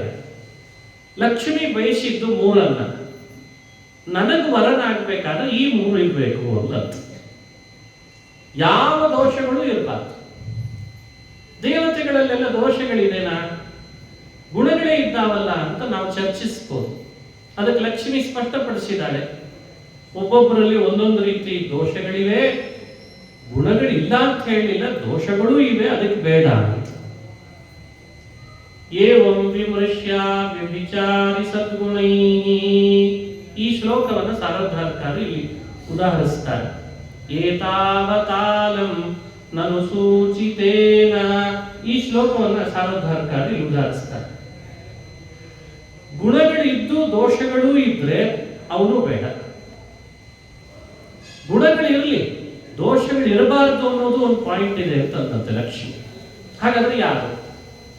ಕೇವಲ ಗುಣಗಳಿರಬೇಕು, ದೋಷ ಎಳ್ಳಷ್ಟು ಇರಬಾರ್ದು. ಅದನ್ನು ಅವರು ತೋರಿಸ್ತಾರೆ. ಅಜಿತನಿಗೆ ಮಾಲೆ ಹಾಕುವ ಮುನ್ನ ಮನಸ್ಸಿನಲ್ಲಿ ತನ್ನ ಆಲೋಚನೆಯನ್ನು ಮುಂದುವರಿಸಿದ ಲಕ್ಷ್ಮಿ ಸಮಾಜಕ್ಕೆ ತೋರಿಸಿದ್ಲಂತೆ, ನಾನು ಹುಡುಕಿದ ವರನಲ್ಲಿ ಯಾವುದಾದ್ರೂ ದೋಷ ಇದ್ರೆ ನೀವು ಹೇಳ್ರಿ ಅಂತ ಚಾಲೆಂಜ್ ಮಾಡಿದ್ರಂತೆ. ನಾನು ಹೇಗೆ ಹುಡುಕಿದೆ ನೋಡ್ರಿ, ನಾನು ಯಾರನ್ನು ವರಿಸ್ತಿದ್ದೇನಲ್ಲ, ಎಳ್ಳಷ್ಟು ದೋಷ ಇಲ್ಲ, ಕೇವಲ ಗುಣಗಳಿದ್ದಾವೆ. ಆದರೆ ಬೇರೆ ಬೇರೆ ದೇವತೆಗಳಲ್ಲಿ ನೀವು ಆಲೋಚಿಸ್ರಿ, ನಿಮಗೆ ಗೊತ್ತಿದ್ದಂತೆ ಪುರಾಣಗಳನ್ನು ಮೆಲುಕು ಹಾಕರಿ, ಅವರಲ್ಲಿ ಒಂದಲ್ಲ ಒಂದು ದೋಷ ಕಾಣಿಸ್ತದೆ. ಅದಕ್ಕೆ ಅವಳು ಪಟ್ಟಿಯನ್ನೇ ಮಾಡ್ತಾರೆ. ಆ ಪಟ್ಟಿಯಿಂದ ನೀವು ನೋಡ್ಕೊಳ್ಬಹುದು, ಪ್ರಮಾಣಗಳನ್ನು ಕೊಟ್ಟಿದ್ದಾರೆ, ಆಧಾರಗಳಿದೆ, ಎಲ್ಲ ವಿಶ್ವಾಸಾರ್ಹವಾದ ಆಧಾರಗಳು. ಇಲ್ಲೇನು ಅವಿಶ್ವಾಸ ಮಂಡನೆ ಮಾಡಲಿಕ್ಕೆ ಅವಕಾಶ ಇಲ್ಲ. ಭಾರಿ ತಪಸ್ವಿ ಇದ್ದಾನೆ ಒಬ್ಬ, ಏನ್ ಮಾಡೋಣ, ಸಿಟ್ಟಿಗೆ ಗೆಲ್ಲಿಕ್ಕಾಗಿಲ್ಲ ಅನ್ನತ್ತೆ. ಹೆಸರಿಗೆ ಧರ್ಮ, ಭಾರಿ ಧರ್ಮ ಅಂತ ಅವನಿಗೆ ಹೆಸರೇ ಇದೆ, ಆದ್ರೆ ಯಾವ ಜೀವನ ಮೇಲೆ ಅವನಿಗಂತೂ ಕರುಣೆ ನನಗೆ ಕಂಡು ಬರಲಿಲ್ಲ. ಕರುಣೆ ಇಲ್ಲ ಅವನಿಗೆ, ಭೂತ ದಯೆ ಇಲ್ಲ ಅವನಿಗೆ. ಹೀಗೆ ಒಬ್ಬೊಬ್ಬ ದೇವತೆಗಳನ್ನ ಉದಾಹರಿಸಿ ಇಂಥವರಲ್ಲಿ ಇಂಥ ಗುಣಗಳಿದ್ರೂ ಜೊತೆಯಲ್ಲಿ ದೋಷ ಇದ್ದದ್ದಕ್ಕೆ ಅವ್ರು ಯಾರು ನನಗೆ ಅರ್ಹರಲ್ಲ ಅಂತ ಭಾವಿಸಬೇಕು. ನನಗೇನಿದ್ರು ಅಜಿತ ನಾಮ ಭಗವಂತ ಅಂತ, ದೋಷ ದೂರ ಗುಣಪೂರ್ಣ ಅಂತ ಇದೇ ಭಾಗವತನೇ ಸ್ವತಃ ಜಗನ್ಮಾತೆ ಲಕ್ಷ್ಮೀ ದೇವಿಯಿಂದ ತಿಳಿಸ್ತಾ ಇದೆ. ಹಾಗಾಗಿ ಬ್ರಹ್ಮೋಪದೇಶ ಮಾಡುವವರು ಭಗವಂತನ ಗುಣಪೂರ್ಣತೆಯನ್ನ ದೋಷಪೂರ್ಣತೆಯನ್ನ ಹೀಗೆ ಉಪದೇಶ ಮಾಡ್ಲಿ ಅಂತ ವ್ಯಾಖ್ಯಾನ ಮಾಡ್ತಾರೆ. Point number 1. ಮೂರನೇ ಅಂಶ ಇತ್ತಲ್ಲ, ಗುಣಪೂರ್ಣ, ದೋಷ ದೂರ, ಭಕ್ತಾನುಕಂಪಿ. ಅದೊಂದು ಅಂಶ ಹೇಳಿ ಮುಂದಿನ ಪ್ರಕರಣಕ್ಕೆ ಹೋಗೋಣ. ಭಗವಂತ ವಿಷ್ಣು ಭಕ್ತಾನುಕಂಪಿ ಆಗಿದ್ದಾನೆ ಅಂತ ಯಾಕೆ ತೀರ್ಮಾನ ಮಾಡಿದ್ರು? ಕೊರಳಿಗೆ ಮಾಲೆ ಹಾಕಿದ್ದು ಲಕ್ಷ್ಮಿ ನಿಂತು ಹತ್ತಿರದಲ್ಲಿ ಬಂದು ಭಗವಂತ ಹೇಳ್ದ, ಹತ್ತಿರದಲ್ಲಿ ನಿಲ್ಲೋದಲ್ಲ, ನನ್ನ ವಕ್ಷಸ್ಥಳದಲ್ಲಿ ಬಂದು ನಿಲ್ಲು ಅಂತ ಹೇಳ್ದ. ಆಯ್ತು, ಒಂದು ಲಕ್ಷ್ಮಿ ಭಗವಂತನ ವಕ್ಷಸ್ಥಳದಲ್ಲಿ ಬಂದು ನಿಲ್ಲಿಸಿದ್ದು. ಯತ್ರ ಸ್ಥಿತೈಧಯತ ಸಾಧಿಪತಿ ಸ್ತ್ರೀಲೋಕ. ಈ ಶ್ಲೋಕವನ್ನು ಉದಾಹರಿಸಿದ್ದಾರೆ ಸಾರೋದ್ಧಾರಕಾರ. ಉದಾಹರಿಸುವ ಈ ಶ್ಲೋಕ ಬಹಳ ಅರ್ಥಗರ್ಭಿತ. ವಕ್ಷಸ್ಥಳದಲ್ಲಿ ಯಾಕೆ ಬಂದು ನೆಲೆಸ್ಲಿಕ್ಕೆ ಹೇಳ್ದ ಭಗವಂತ? ಅವಳಿಗೆ ವಿವಾಹ ಮಾಡ್ಕೊಂಡ್ಮೇಲೆ ಜೊತೆಗಿರ್ಬೇಕಷ್ಟೆ. ಯಾರಾದ್ರೂ ಮನೆಯವರನ್ನ ವಕ್ಷಸ್ಥಳದಲ್ಲಿ ಬಂದಿದ್ದು ಬಿಡು ಅಂತ ಹೇಳಿ ಕೇಳಿದ್ರೆ ಮದುವೆ ಆದ್ಮೇಲೆ ಸರಿ ಹೋಯ್ತು ಬಿಡು, ಏನ್ ಕೆಲಸ ಇಲ್ಲ ಮುಗಿಸಿಲ್ಲ, ಹಾಗಾದ್ರೆ ನಾನು ಯಾವಾಗಲೂ ಅಲ್ಲೇ ಇದ್ದು ಬಿಡ್ತೇನೆ ಅಂತ. ಇದು ಒಳ್ಳೆ ವಿಚಿತ್ರ ಆಯ್ತು ಕಥೆ. ಯಾಕೆ ಲಕ್ಷ್ಮಿಯನ್ನು ಭಗವಂತ ವಕ್ಷಸ್ಥಳದಲ್ಲಿ ಇರಿಸೋ ಹಾಗೆ ಮಾಡಿದ? ಅದಕ್ಕೆ ಕಾರಣ ಕೊಡ್ತಾರೆ, ಸ್ಪಷ್ಟೀಕರಣ ಕೊಡ್ತಾರೆ ಭಾಗವತ. ಯಾಕೆ ಲಕ್ಷ್ಮಿಗೆ ಭಗವಂತ ಹೇಳ್ದ, ನೀನ್ ನನ್ನ ವಕ್ಷಸ್ಥಳದಲ್ಲಿ ಇದ್ರೆ ನನ್ನ ಭಕ್ತರಲ್ಲಿ ಶ್ರೀಮಂತರಾಗ್ತಾರೆ, ಅದಕ್ಕೆ ಅಂತ ಹೇಳ್ದ. ಸಂಬಂಧ ಗೊತ್ತಾಗ್ಲಿಲ್ಲ. ಲಕ್ಷ್ಮಿ ಭಗವಂತನ ವಕ್ಷಸ್ಥಳದಲ್ಲಿ ನೆಲೆಸೋದಕ್ಕೂ ಭಗವಂತನ ಭಕ್ತರು ಶ್ರೀಮಂತರಾಗ್ತಾರೆ ಅನ್ನೋದಕ್ಕೂ ಏನ್ ಸಂಬಂಧ ಅಂತ ಕೇಳಿದ್ರು. ದೇವರು ಕಾರಣ ಕೊಟ್ಟ, ನನ್ನ ಭಕ್ತರೆಲ್ಲ ಬಡವರಿದ್ದಾರೆ, ಅಷ್ಟೇನು ಹೇಳ್ಕೊಳ್ಳೋ ಶ್ರೀಮಂತಿಕೆ ಇರಲ್ಲ ಅವರ ಹತ್ರ. ನನ್ನ ಬಳಿಗೆ ಬಂದು ನನ್ನ ಪಾದಕ್ಕೆ ನಮಸ್ಕರಿಸ್ತಾರೆ, ನನ್ನ ದೃಷ್ಟಿ ಏನೋ ಅವ್ರ ಮೇಲೆ ಬೀಳ್ತದೆ, ವಕ್ಷಸ್ಥಳದಲ್ಲಿ ಕೊಡುತ್ತಾರೆ, ನಿನ್ನ ಕೃಪಾ ದೃಷ್ಟಿ ಅವ್ರ ಮೇಲೆ ಬಿದ್ರೆ ಅವರು ಶ್ರೀಮಂತರಾಗ್ತಾರೆ, ಅದಕ್ಕೆ ಬಂದು ವಕ್ಷಸ್ಥಳದಲ್ಲಿ ನೆಲೆಸು, ಇದೇ ನಿನ್ನ ಕೆಲಸ ಅಂತ. ವಕ್ಷೋ ನಿವಾಸ ಮಕರೋತ್ ಪರಮಂ ವಿಭೂತೆ. ಇದು ಭಾಗವತದಲ್ಲಿ ಬಂದ ಶ್ಲೋಕ. ವಕ್ಷೋ ನಿವಾಸ ಮಕರೋತ್ ಪರಮಂ ವಿಭೂತೆ. ಪರಮಂ ವಿಭೂತಿ ಅಂದರೆ ಲಕ್ಷ್ಮೀ ದೇವಿ. ಅವಳನ್ನ ವಕ್ಷಸ್ಥಳದಲ್ಲಿ ನೆಲೆಸೋ ಹಾಗೆ ಮಾಡಿ, ತನ್ನ ಯತ್ರ ಸ್ಥಿತ ಐಧಯತ ಸಾಧಿಪತಿ ಸ್ತ್ರೀಲೋಕ. ಐಧಯತ ಏಧ ವೃದ್ಧೋ. ನನ್ನ ಭಕ್ತರು ನನ್ನನ್ನು ನಮಸ್ಕರಿಸಿದಾಗ ನನ್ನ ಕೃಪಾ ದೃಷ್ಟಿಯ ಜೊತೆಯಲ್ಲಿ ನಿನ್ನ ಕೃಪಾ ದೃಷ್ಟಿ ಬಿತ್ತು ಅಂದ್ರೆ ಮಾತ್ರ ಅವರು ಶ್ರೀಮಂತರಾಗ್ತಾರೆ. ಇದನ್ನೇ ವಾದರಾಜರು ಉಂಬೂದಕಿಯಲ್ಲಿ ವಧುವರರಿಗೆ ಅಂತ ಲಕ್ಷ್ಮೀ ಶೋಭಾನೆಯಲ್ಲಿ ಹೇಳ್ತಾರೆ. ಉಂಬೂದಕಿಯಲ್ಲಿ ವಿವಾಹ ಆಯಿತು, ಸಂಭ್ರಮದಲ್ಲಿ ಸಾಕಷ್ಟು ಜನ ಹರಿಸಿ ಹೋಗ್ತಾರೆ. ನಿಜ, ಮದುವೆ ಮಾಡ್ಕೊಂಡ್ಯಪ್ಪ ಅಂತೂ ಇಂತೂ 2 ದಿವಸ ಆಗಿತ್ತು ನಿನಗೊಂದು ಕನ್ಯೆ ಸಿಕ್ಕು ಅಂತ ಹರಸೆ ಹರಿಸ್ತಾರೆ. ಕನ್ಯೆಯನ್ನು ಹರಿಸ್ತಾರೆ, ವಧುವನ್ನು ಹರಿಸ್ತಾರೆ, ವರನನ್ನು ಹರಿಸ್ತಾರೆ. ವಧುವರು ಆದ್ಮೇಲೆ ಮುಂದಾಗೋದಿದೆ ಅಲ್ಲ, ಆರ್ಥಿಕ ಮುಗ್ಗಟ್ಟುಂಟಾದ್ರೆ ಏನ್ ಮಾಡ್ಬೇಕು? ಆರ್ಥಿಕ ಸಬಲೀಕರಣ ಬೇಕಲ್ಲ. ಆರ್ಥಿಕ ಸ್ಥಿತಿ ಮನುಷ್ಯನಿಗೆ ಗಟ್ಟಿ ಇಲ್ಲ ಅಂದ್ರೆ ಹೇಗೆ ಸಂಸಾರ ಮಾಡ್ಲಿಕ್ಕೆ ಸಾಧ್ಯ? ಭಗವಂತ ಆಲೋಚಿಸುತ್ತಾನೆ, ಲಕ್ಷ್ಮಿ ನಿನ್ನನ್ನು ವಿವಾಹ ಮಾಡಿಕೊಂಡದ್ದು ನನಗಾಗಿ ಅಲ್ಲ, ನಾನು ನಿನ್ನ ಮೇಲೆ ಆಸೆ ಬಿದ್ದು ನಿನ್ನ ವಿವಾಹ ಮಾಡಿಕೊಂಡೆ ಅಂತ ಅನ್ಕೊಳ್ಬೇಡ. ನಾನು ನಿನ್ನನ್ನು ಮದುವೆ ಮಾಡಿಕೊಂಡದ್ದು ನನ್ನ ಭಕ್ತರಿಗಾಗಿ ಅಂತ. ಜಗತ್ತಿನ ಸಂಪತ್ತಿನ ಸಿರಿ ಎನಿಸಿದ ದೇವತೆ ಸಿರಿದೇವಿಯನ್ನ ಭಗವಂತ ವಿವಾಹ ಮಾಡ್ಕೊಂಡು ಕೂಡಲೇ ಹೇಳಿದ ಮಾತೇನು ಅಂದ್ರೆ, ನನಗಾಗಿ ಅಲ್ಲ, ನನ್ನ ಭಕ್ತರಿಗಾಗಿ ಅಂತ. ಇದನ್ನು ಉದಾಹರಿಸಿದ ಅರಣ್ಯಕಾಚಾರ್ಯರು ಭಗವಂತನಲ್ಲಿ ಮುಮುಕ್ಷುಗಳಾದವರು ಭಕ್ತಾನುಕಂಪಿ ಅನ್ನೋದನ್ನ ಈ ವಿಷಯದಿಂದ ಸಿದ್ಧಪಡಿಸಿಕೊಳ್ಳಿ ಅಂತ ವ್ಯಾಖ್ಯಾನ ಮಾಡ್ತಾರೆ. ಹಾಗಾದ್ರೆ ಗುಣಪೂರ್ಣ, ದೋಷ ದೂರ, ಭಕ್ತಾನುಕಂಪಿ, ಈ ರೀತಿ ಒಬ್ಬ ಉಪದೇಶಕರಾದವರು ಇಂದ್ರಿಯಗಳನ್ನು ಜಯಿಸಿ ವೈರಾಗ್ಯವಂತನಾಗಿ ಮಹಾತ್ಮರ ಸೇವೆಯನ್ನು ಮಾಡಿ ಆತ್ಮ ಪ್ರಶಂಸೆಯನ್ನು ಬಿಟ್ಟು ಮಹನ್ನಿಂದೆಯನ್ನು ಮಾಡದೆ ಯಾರು ತಮ್ಮ ಬಳಿಗೆ ಶಿಷ್ಯನಾಗಿ ಬಂದಿರ್ತಾನೆ ಅವನಿಗೆ ಗ್ರಾಜುಯೇಟ್ ಆಗಿ ಮಾಡಬೇಕು, ಅವನನ್ನ ಮತ್ತಷ್ಟು ಸುಶಿಕ್ಷಿತನನ್ನಾಗಿ ಮಾಡಬೇಕು ಅಂತಂದಾಗ ಇಂಥ ವಿಷಯಗಳನ್ನ ಅವನ ಮನಸ್ಸಿನಲ್ಲಿ ಹೇಳಿಕೊಟ್ಟು ಈ ದಾರಿಯಲ್ಲಿ ನೀನ್ ಬಾ ಅಂತ ಹೇಳಬೇಕು. ಇದಕ್ಕೆ ಬ್ರಹ್ಮೋಪದೇಶ ಪ್ರಕರಣ ಅಂತ. ನಾನು ನಿಮಗೆ ಒಂದು ಝಲಕ್ ತೋರಿಸಿದ್ದೇನೆ. ಬ್ರಹ್ಮೋಪದೇಶ ಪ್ರಕರಣದ ಬಗ್ಗೆ ಇನ್ನೂ ತುಂಬಾ ಇದೆ ಹೇಳಬೇಕಾದದ್ದು. ನಾನು ಸುಮ್ಮನೆ ಜಗತ್ತು ತೋರಿಸಿದೆ. ಇಂಥ ಎಷ್ಟೋ ವಿಷಯಗಳಿದ್ದಾವೆ, ವಿತ್ ಪ್ರೂಫ್ ಇದ್ದಾವೆ. ಹ್ಯಾಕ್ ಭಗವಂತನನ್ನು, ಹ್ಯಾಕ್ ಪರಬ್ರಹ್ಮನನ್ನು ಉಪಾಸನೆ ಮಾಡಬೇಕು, ಅವನ ಅಂತರ್ಯಾಮಿ ಅಂತ ಉಪಾಸನೆ ಮಾಡಬೇಕು, ಅವನೇ ನಮ್ಮ ಸ್ವಾಮಿ ಅಂತ ಉಪಾಸನೆ ಮಾಡಬೇಕು, ಅವನಿದ್ದಾನೆ ಅಂತ ಉಪಾಸನೆ ಮಾಡಬೇಕು, ಅವನಿಂದಲೇ ಸರ್ವಸ್ವ ಅಂತ ಉಪಾಸನೆ ಮಾಡಬೇಕು.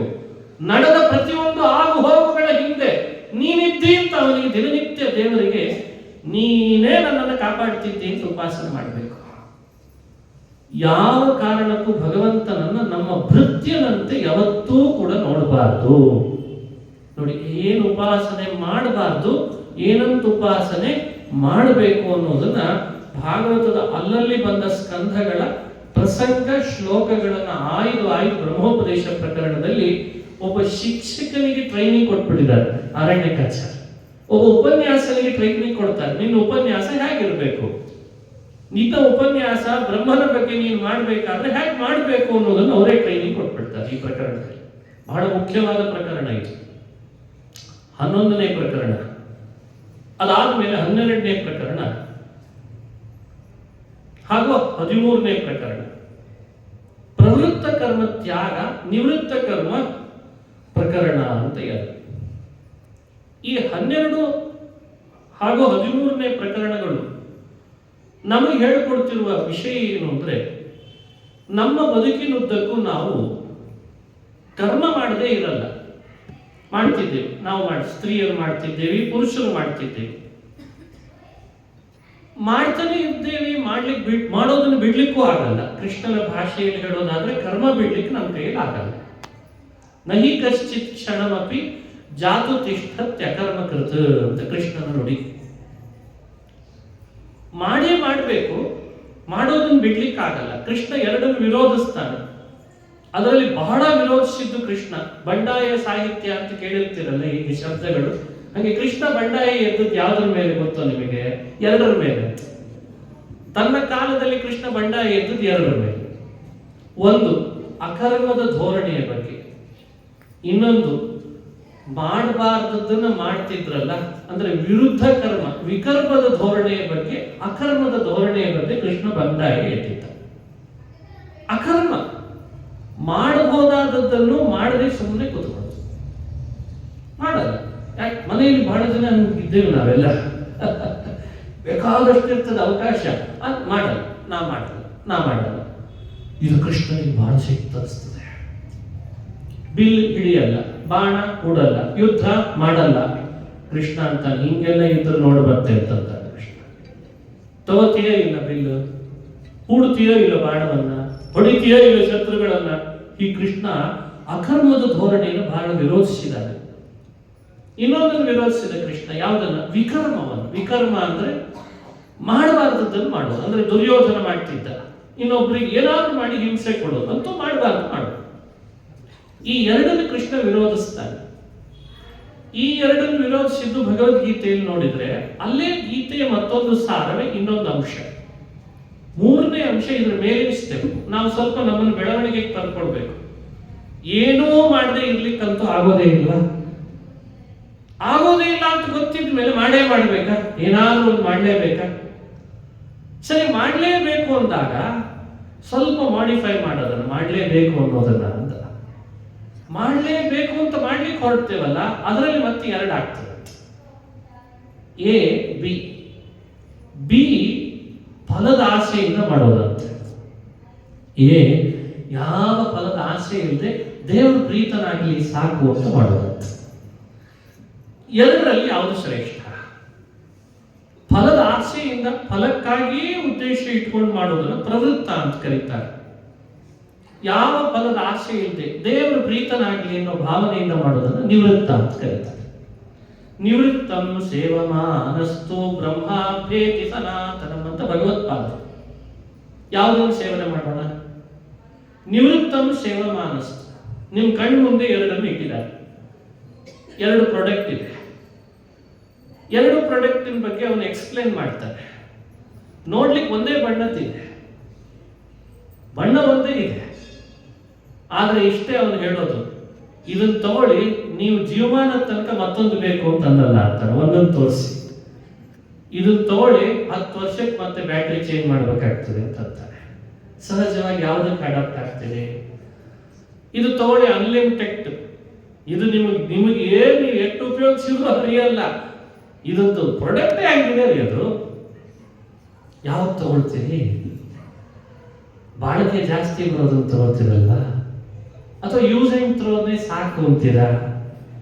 ಇಲ್ಲ, ನಮಗೇನಿದ್ರು ಸ್ವಲ್ಪ ಕಡಿಮೆ ಬೆಲೆದೇ ಇರಲಿ, ಚೀನಾದಾದ್ರೂ ಪರವಾಗಿಲ್ಲ, ಮೇಡ್ ಇನ್ ಇಂಡಿಯಾ ಬೇಕು ಅಂತಿಲ್ಲ, ಯೂಸ್ ಮಾಡಿ ನಾವಿಲ್ಲೇ ಎಸೆದು ಹೋದ್ರೆ ಸಾಕು. ಯಾವ್ದು ತಗೊಳ್ತೀರಿ? ಇವತ್ತು ಸಮಾಜ ಹೀಗೆ ತಾನೇ ನಮ್ಮನ್ನು ಮೋಟಿವೇಟ್ ಮಾಡ್ತಾ ಇರೋದು. ಅದೇ ಭಾಷೆಯಲ್ಲಿ ಯೋಚಿಸ್ರಿ. ನಮ್ಮ ಆಧ್ಯಾತ್ಮಿಕ ವಿಷಯಗಳನ್ನು ಉದಾಹರಣೆ ಕೊಟ್ಟಿದ್ದೇನೆ ಅಷ್ಟೇ. ನಿಮ್ಮ ಮುಂದೆ ಪರಮಾತ್ಮ ಪ್ರವೃತ್ತ ಕರ್ಮದ ಬಗ್ಗೆನೂ ಎಕ್ಸ್ಪ್ಲೈನ್ ಮಾಡ್ತಾನೆ, ನಿವೃತ್ತ ಕರ್ಮದ ಬಗ್ಗೆನೂ ಎಕ್ಸ್ಪ್ಲೈನ್ ಮಾಡ್ತಾನೆ. ನೀನು ಪ್ರವೃತ್ತವನ್ನು ಸೇವಿಸು, ಅದು ಲಿಮಿಟೆಡ್, ಅದೊಂದು ಕ್ವಾಲಿಟಿ ಕಡಿಮೆ, ಅದು ನಿನಗೆ ಸಮಸ್ಯೆನೂ ಮುಂದೆ ಬರ್ಲಿಕ್ಕೆ ಶುರು ಆಗ್ತದೆ. ಕೆಲವು ಪ್ರಾಡಕ್ಟ್ ಎಲ್ಲ ತಗೊಂಡು ಬಂದ್ಮೇಲೆ ಸಮಸ್ಯೆ ಶುರು ಆಗ್ತದೆ. ಅವತ್ತೇ ತಗೊಳ್ಳುವಾಗ ಹೇಳ್ದ, ಸ್ವಲ್ಪ ಜಾಸ್ತಿ ಕೊಟ್ಬಿಟ್ಟಿದ್ರೆ ಚೆನ್ನಾಗಿರೋ ಪ್ರಾಡಕ್ಟೇ ಕೊಟ್ಬಿಡ್ತಿದ್ದ, ತಂದ ಮೇಲೆ ತಲೆ ಮೇಲೆ ಹಾಕೊಂಡೆ ನೋಡುತ್ತೆ. ಪ್ರವೃತ್ತ ಕರ್ಮ ಆಗಿದೆ ಅಂತ ಅದು ಬೇಗ ಕೈ ಕೊಡ್ಲಿಕ್ಕೆ ಶುರುವಾಗ್ತದೆ. ಅಲ್ಲಿಂದ ಬರೋ ಫಲವೂ ಕೂಡ ಬಹಳ ಲಿಮಿಟೆಡ್ ಆಗಿದೆ. ಮೇಲಾಗಿ ದುಃಖವೂ ಇದೆ, ಮತ್ತೆ ಪರಿಶ್ರಮ ಇದೆ. ಈಗೆಲ್ಲ ನಾವು ತಗೊಳ್ತಿರೋ ಪ್ರಾಡಕ್ಟ್ಗಳೆಲ್ಲ ಹೇಗಿದ್ದಾವೆ ಅಂತ ಗೊತ್ತದೋ ಇಲ್ಲ. ನಾವು ನಮಗ ಉಪಯೋಗಕ್ಕೆ ತಗೊಂಡ್ವೋ ಅಥವಾ ಅದ್ರ ಹಿಂದೆ ಬೀಳಿಗೆ ನಾವು ತಗೊಂಡ್ವೋ ಅನ್ನೋಂಗಾಗಿರ್ತದೆ. ಓಡಾಡೋದೇ ಅದನ್ನು ರಿಪೇರಿ ಮಾಡಿಸ್ಲಿಕ್ಕೆ. ಯಾಕಂದ್ರೆ ಮನುಷ್ಯನ ಮನಸ್ಸೇ ಹಂಗೆ, ಸ್ವಲ್ಪ ಸ್ಕ್ರಾಚ್ ಆದ್ರೆ ಸಾಕು ತಗೊಂಡು ಹೋದ್ನೆ, ಒಂಚೂರು ಯಾಕೋ ಹೀಗೆ ಏನ್ ಆಗ್ತಿರಲ್ರಿ ಅಂತ ಅಂಗಡಿಯವನೇ ಹೇಳ್ತಿರ್ತಾನೆ. ಇಲ್ಲ ಇದೊಂದು ಚೂರು ಸರಿ ಮಾಡಿರಿ. ಇದೆಲ್ಲ ಪ್ರವೃತ್ತ ಕರ್ಮ. ಅಂದ್ರೆ ಮನುಷ್ಯನಿಗೆ ಪ್ರವೃತ್ತ ಕರ್ಮ ಅನ್ನೋದು ಹೇಗೆ ಅಂದ್ರೆ, ಅಲ್ಲಿ ಯಾವತ್ತಿದ್ರೂ ಮನುಷ್ಯ ಬೀಳ್ತಾನೆ, ಮತ್ತೆ ಮತ್ತೆ ಬೀಳ್ತಾನೆ, ಎದ್ದೆ ಅಂತ ಭ್ರಮೆಯಲ್ಲಿ ಇರ್ತಾನೆ, ಮತ್ತೆ ಬೀಳ್ತಾನೆ. ಅದು ಬೇಕಾ? ಬೇಡ. ಯಾವತ್ತಿದ್ರೂ ದೇವರನ್ನು ಕಾಣ್ತಾನೆ, ಮುಕ್ತಿಯ ಪಥದಲ್ಲಿ ಸಾಕ್ತಾನೆ. ಮಾಡುವಾಗ ನಿವೃತ್ತ ಕರ್ಮವನ್ನು ಸ್ವಲ್ಪ ಅಡೆತಡೆಗಳು ಬಂದ್ರು ಸ್ವಲ್ಪ ದಿವಸ ಗ್ಯಾಪ್ ಕೊಟ್ಟು ಮತ್ತೆ ಮಾಡಿದ್ರೆ ಮತ್ತೆ ಒಂದು ಸರಿಯಾದ ದಾರಿಯಲ್ಲಿ ಬರ್ತಾರೆ. ಕಂಟಿನ್ಯೂಟಿ ಇದೆ ಅದಕ್ಕೆ. ಹಾಗಾಗಿ ನೀನು ನಿವೃತ್ತವನ್ನು ಸೇವನೆ ಮಾಡು, ಪ್ರವೃತ್ತ ಸೇವನೆ ಮಾಡಬೇಡ ಅಂತಾನೆ. ಇದನ್ನ ಈ 2 ಪ್ರಕರಣಗಳಿಂದ ನಾವು ನೋಡ್ತೇವೆ. ಒಂದು ಪ್ರವೃತ್ತ ಕರ್ಮ ತ್ಯಾಗ, ಇನ್ನೊಂದು ನಿವೃತ್ತ ಕರ್ಮ ಪ್ರಕರಣ. ನಿವೃತ್ತ ಕರ್ಮ ಅಂದ್ರೆ ನಿಷ್ಕಾಮ ಕರ್ಮ. ಇದರ ಮಹಿಮೆ ಹೇಳ್ತಾರೆ ಮಹಾನುಭಾವರು. ನಿವೃತ್ತ ಕರ್ಮದ ಮಹಿಮೆ ಎಂಥದ್ದು ಅಂತ ಹೇಳ್ತಾರೆ. ಕೃಷ್ಣ ಗೀತೆಯಲ್ಲಿ ಒಂದು ಮಾತಾಡಿದ್ದಾನೆ ಅದರ ಬಗ್ಗೆ. ನಿವೃತ್ತ ಕರ್ಮದ ಪವರ್ ಎಂಥದ್ದು, ಶಕ್ತಿ ಎಂಥದ್ದು. ನೇಹಾಭಿಕ್ರಮನಾಶೋಸ್ತಿ ಪ್ರತ್ಯವಾಯೋ ನ ವಿದ್ಯತೆ ಸ್ವಲ್ಪಮಪ್ಯಸ್ಯ ಧರ್ಮಸ್ಯ ತ್ರಾಯತೆ ಮಹತೋ ಭಯಾತ್ ಆರಂಭ ಮಾತ್ರಂ ಇಚ್ಛಾವ ವಿಷ್ಣು ಧರ್ಮೇನ ನಿಷ್ಫಲ. ಇದೆಲ್ಲ ಭಗವತ್ಪಾದ ಹೇಳಿದ ಮಾತು. ಕೃಷ್ಣನ ಮಾತಿನ ಸಾರ ಇಷ್ಟೇ. ನಾವು ಇವತ್ತು ಪುರಾಣಗಳನ್ನು ಶ್ರವಣ ಮಾಡಿದ್ವಿ, ನಮ್ಮ ಮನಸ್ಸು ಬದಲಾವಣೆ ಆಯಿತು. ಇಂದಿನಿಂದಲೇ ಪ್ರಾರಂಭ ಮಾಡಿದ್ವಿ. ಮನೆಗೆ ಹೋದ ಕೂಡಲೇ ಕರ್ತವ್ಯವನ್ನು ಮಾಡೋಣ, ಶಾಸ್ತ್ರಗಳಲ್ಲಿ ಹೇಳಿದ ಕಾರ್ಯಗಳನ್ನು ಮಾಡೋಣ, ಆದರೆ ಯಾವ ಫಲದ ಆಸೆಯನ್ನು ಮಾಡದೆ ಹೋಗೋಣ. ದೇವರು ಪ್ರೀತನಾಗಿ ಜ್ಞಾನ, ಭಕ್ತಿ, ವೈರಾಗ್ಯಗಳು ಮೂಡಿದರೆ ಸಾಕು, ಜ್ಞಾನ ಬಂದರೆ ಸಾಕು. ದೇವರು ಪ್ರೀತನಾಗಿ ಏನೇ ಮಾಡಿ ದೇವರು ಪ್ರೀತನಾಗಿ ಹೀಗೆ ನಮ್ಮನ್ನು ಬದಲಾವಣೆ ಮಾಡಿಕೊಂಡು ನಾವು ಹೊರಟಾಗ ಇವತ್ತೇನೋ ಮಾಡಿರ್ತೀವಿ. ಯಾಕಂದ್ರೆ ಆ ಅಟ್ಮಾಸ್ಫಿಯರ್ ನಲ್ಲಿ ಕೂಡ್ತಿದ್ದೇವಲ್ಲ, ಒಂದೇನೋ ಮಾಸದಲ್ಲಿ ಹೂ ಬಿಡ್ತೀವಿ. ನಾಳೆ ನಮ್ಮ ಕೈಲಿ ಮಾಡ್ಲಿಕ್ಕೆ ಆಗಲಿಲ್ಲ, ನಾಡದ್ದು ಆಗಲಿಲ್ಲ, ನಾಚಿ ನಾಡದ್ದು ಮಾಡ್ಲಿಕ್ಕೆ ಆಗಲಿಲ್ಲ. ಮತ್ತೆ ಪುನಃ ಒಂದು 4 ದಿವಸದ ನಂತರ ನಮ್ಗೆ ಬುದ್ಧಿಗೆ ಬೆಳೀತದೆ, ಅಯ್ಯೋ ನಾನು ಶುರು ಮಾಡಿದ್ದೆ ಬಿಟ್ಬಿಟ್ಟೆ ನೋಡ್ರಿ ಅಂತ. ಇಂಥ ಎಕ್ಸಲಿ ಮಾಡಿಲ್ಲ ಈಗಾಗಲೇ, ಮತ್ತೆ ಶುರು ಮಾಡಿದ್ವಿ. ಆಗ ಒಂದು ದಿನ ಪ್ರಾರಂಭ ಮಾಡಿದ್ದಿದೆ, ಗ್ಯಾಪ್ ಕೊಟ್ವಿ, ಮತ್ತೆ ಇನ್ನೊಂದು ಶುರು ಮಾಡಿದ್ವಿ. ಇದೇ ಭಾಗವತ ಧರ್ಮವನ್ನ, ಈ ನಿಷ್ಕಾಮ ಯೋಗವನ್ನು ಶುರು ಮಾಡಿದ್ರೆ ಭಗವಂತ ಅಂತಾನೆ ಅವತ್ತು ಶುರು ಮಾಡಿದ್ದನ್ನು ಹಾಗೇ ಇಟ್ಟಿರ್ತಾನಂತೆ. 4 ದಿವಸದ ಗ್ಯಾಪ್ ಅನ್ನ ದೇವರು ಏನೋ ಶಿಕ್ಷೆ ಕೊಡಲ್ಲಂತೆ. ಗ್ಯಾಪ್ ಕೊಟ್ಟರು ಕೂಡ ಆ ಮುಂದೆ 5ನೇ ದಿವಸಕ್ಕೆ ಪ್ರಾರಂಭ ಮಾಡಿದ್ನಲ್ಲ, ಅದು ಕಂಟಿನ್ಯೂಟಿ ಕೊಡ್ತಾನಂತೆ. ಅದು ನನ್ನ ಕೈಯಲ್ಲಿ ಇದೆ ಅಂತ ಅಂತಾನೆ. ಯಾವ ಸರ್ಕಾರಿ ಆಫೀಸ್ನಲ್ಲಿ ನಿಮ್ಗೆ ಕಂಟಿನ್ಯೂಟಿ ಕೊಡ್ತಾರೆ? ಯಾವ ಪ್ರೈವೇಟ್ ಸೆಕ್ಟರ್ ನಲ್ಲಿ ನಿಮ್ ಟಾರ್ಗೆಟ್ ರೀಚ್ ಆಗದೆ ಇದ್ರೆ ನಿಮಗೆ ಮನ್ನಣೆ ಕೊಡ್ತಾರೆ? ಇದು ಆಧ್ಯಾತ್ಮ, ಇದು ನಿಷ್ಕಾಮ ಯೋಗ, ಇದು ನಿವೃತ್ತ ಕರ್ಮದ ಶಕ್ತಿ, ಇದು ಭಗವಂತನ ಅಪಾರವಾದ ಕರುಣೆ ಅಲ್ಲವೇ? ಭಗವಂತ ಹೇಳಿದ ಮಾತಿನ ಸಾರನೇ ಇದು. ಸರಿ, ಇವತ್ತು ಮಾಡಿದಿ, ಅದು ಇವತ್ತಿಗೆ ಮೀಸಲು ಅಂದ್ಕೊಳ್ಬೇಡ. ಗ್ಯಾಪ್ ಕೊಟ್ಟೆ ಅಂತ ಭಯ ಪಡಬೇಡ. ಗ್ಯಾಪ್ ಕೊಟ್ಟದ್ದಕ್ಕೆ ನನ್ನ ಅಪರಾಧ ಆಯಿತು ಅಂತ ನೀನು ಕೂಡಲೇ ಇನ್ನೇನೋ ಹೊಸದಾಗಿ ಶುರು ಮಾಡಬೇಕು ಅಂತ ಹೇಳಿ ಹೋಗ್ಬೇಡ. ನೀನು ಮಾಡಿದ್ದದ್ದೇ ಕಂಟಿನ್ಯೂಟಿ ಕೊಡೋ ಜವಾಬ್ದಾರಿ ನಂದು ಅಂತ ಬಿಟ್ಟ. ನೇಹಾಭಿಕ್ರಮನಾಶೋಸ್ತಿ ಪ್ರತ್ಯವಾಯೋ ನ ವಿದ್ಯತೆ, ಅಂತೂ ಕಂಪ್ಲೀಟ್ ಮಾಡು ಅಂತ ಭಗವಂತ. ನೋಡಿ, ಅಧ್ಯಾತ್ಮದೊಳಗೆ ಸ್ಟಾರ್ಟ್ಅಪ್ ಇದೆ. ಗ್ಯಾಪ್ ಕೊಟ್ರೆ ಪುನಃ ಅದಕ್ಕೆ ಕಂಪ್ಲೀಟ್ ಮಾಡ್ಲಿಕ್ಕೆ ಅವಕಾಶಗಳಿದೆ. ಲಾಸ್ ಅಂತೂ ಇಲ್ಲಲ್ಲ, ಲಾಸ್ ಅಂತೂ ಇಲ್ಲಲ್ಲ. ಇದನ್ನು ಅರ್ಥೈಸ್ಕೊಂಡಾದ್ರೂ ನಿವೃತ್ತ ಕರ್ಮದಲ್ಲಿ ಬಾ ಅಂತ ಕೃಷ್ಣ ಕರೀತಾನೆ. ನಿನಗೆ ಶಿಕ್ಷೆ ಇಲ್ಲ. ಪ್ರವೃತ್ತ ಕರ್ಮದ ಡಿಕೋಡ್ ಮಾಡಬೇಕಾದ ಅಂಶ ಅಲ್ಲಿ ಏನಾಗ್ತದೆ? ಫಾಲ್ಟ್. ಪ್ರವೃತ್ತ ಕರ್ಮವನ್ನು ಅವಲಂಬಿಸಿದ ನಾವು ಫಲದ ಆಸೆಯಿಂದಲೇ ಮಾಡ್ಲಿಕ್ಕೆ ಹೊರಟಾಗ ಸ್ವಲ್ಪ ಅಡೆತಡೆಗಳು ಬಂದ ಕೂಡಲೇ ಬಯಸ್ಕೊಳ್ಳಿಕ್ಕೆ ಶುರು ಮಾಡ್ತೀವಿ. ಪ್ರೈವೇಟ್ ಸೆಕ್ಟರ್ ನಲ್ಲಿ ಕೆಲಸ ಮಾಡುವುದು ಎಷ್ಟು ರಿಸ್ಕ್ ಇದೆ ಅಂತ ಇವತ್ತಿನವ್ರಿಗೆ ಹೇಳಬೇಕೆ?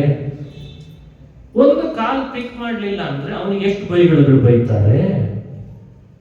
ಅವನು ರಾತ್ರಿ 12 ಆಗಲಿ 1 ಆಗಲಿ ಅವನಿಗೆ ಮನೆಯೊಳಗೆ ವರ್ಕ್ ಫ್ರಮ್ ಹೋಮ್ ಕೊಟ್ಟರೆ ಅವನದೇ ಆದ ಸಮಯಕ್ಕೆ ಅವನು ಕಾಲ್ ಪಿಕ್ ಮಾಡಲಿಲ್ಲ ಅಂದ್ರೆ ಅವನ ಬೈಗಳನ್ನು ಕೇಳಿದ್ರೆ ನಾವು ಯಾರಾದ್ರೂ ಕೇಳಿದ್ದೇವೆ ಅದನ್ನ? ಅವನ ಸ್ಥಿತಿಗತಿಗಳೇನು? ಅಥವಾ ಮನೆ ಒಳಗೆ ಮಾಡುವಂತಹ ಅನೇಕ ಕೆಲಸಗಳಲ್ಲಿ ಸ್ವಲ್ಪ ಹೆಚ್ಚು ಕಡಿಮೆ ಆದ್ರೆ ನಮಗಿಂತ ಹಿರಿಯರು ನಮ್ಮನ್ನು ಹ್ಯಾಕ್ ಬೈತಾರೆ ಅಂತ ನೋಡಿದ್ರೆ ಇಲ್ಲ. ಇದೆಲ್ಲ ಯೋಚಿಸಿದ್ರೆ ಪ್ರವೃತ್ತ ಕರ್ಮದ ದಾರಿ ನಿವೃತ್ತ ಕರ್ಮದ ದಾರಿಗಳಲ್ಲಿ ಬಹಳ ಡಿಫರೆನ್ಸ್ ಇದೆ. ಅಲ್ಲಿ ಶಿಕ್ಷೆ ಇದೆ, ಇಲ್ಲಿ ಶಿಕ್ಷೆ ಇಲ್ಲ.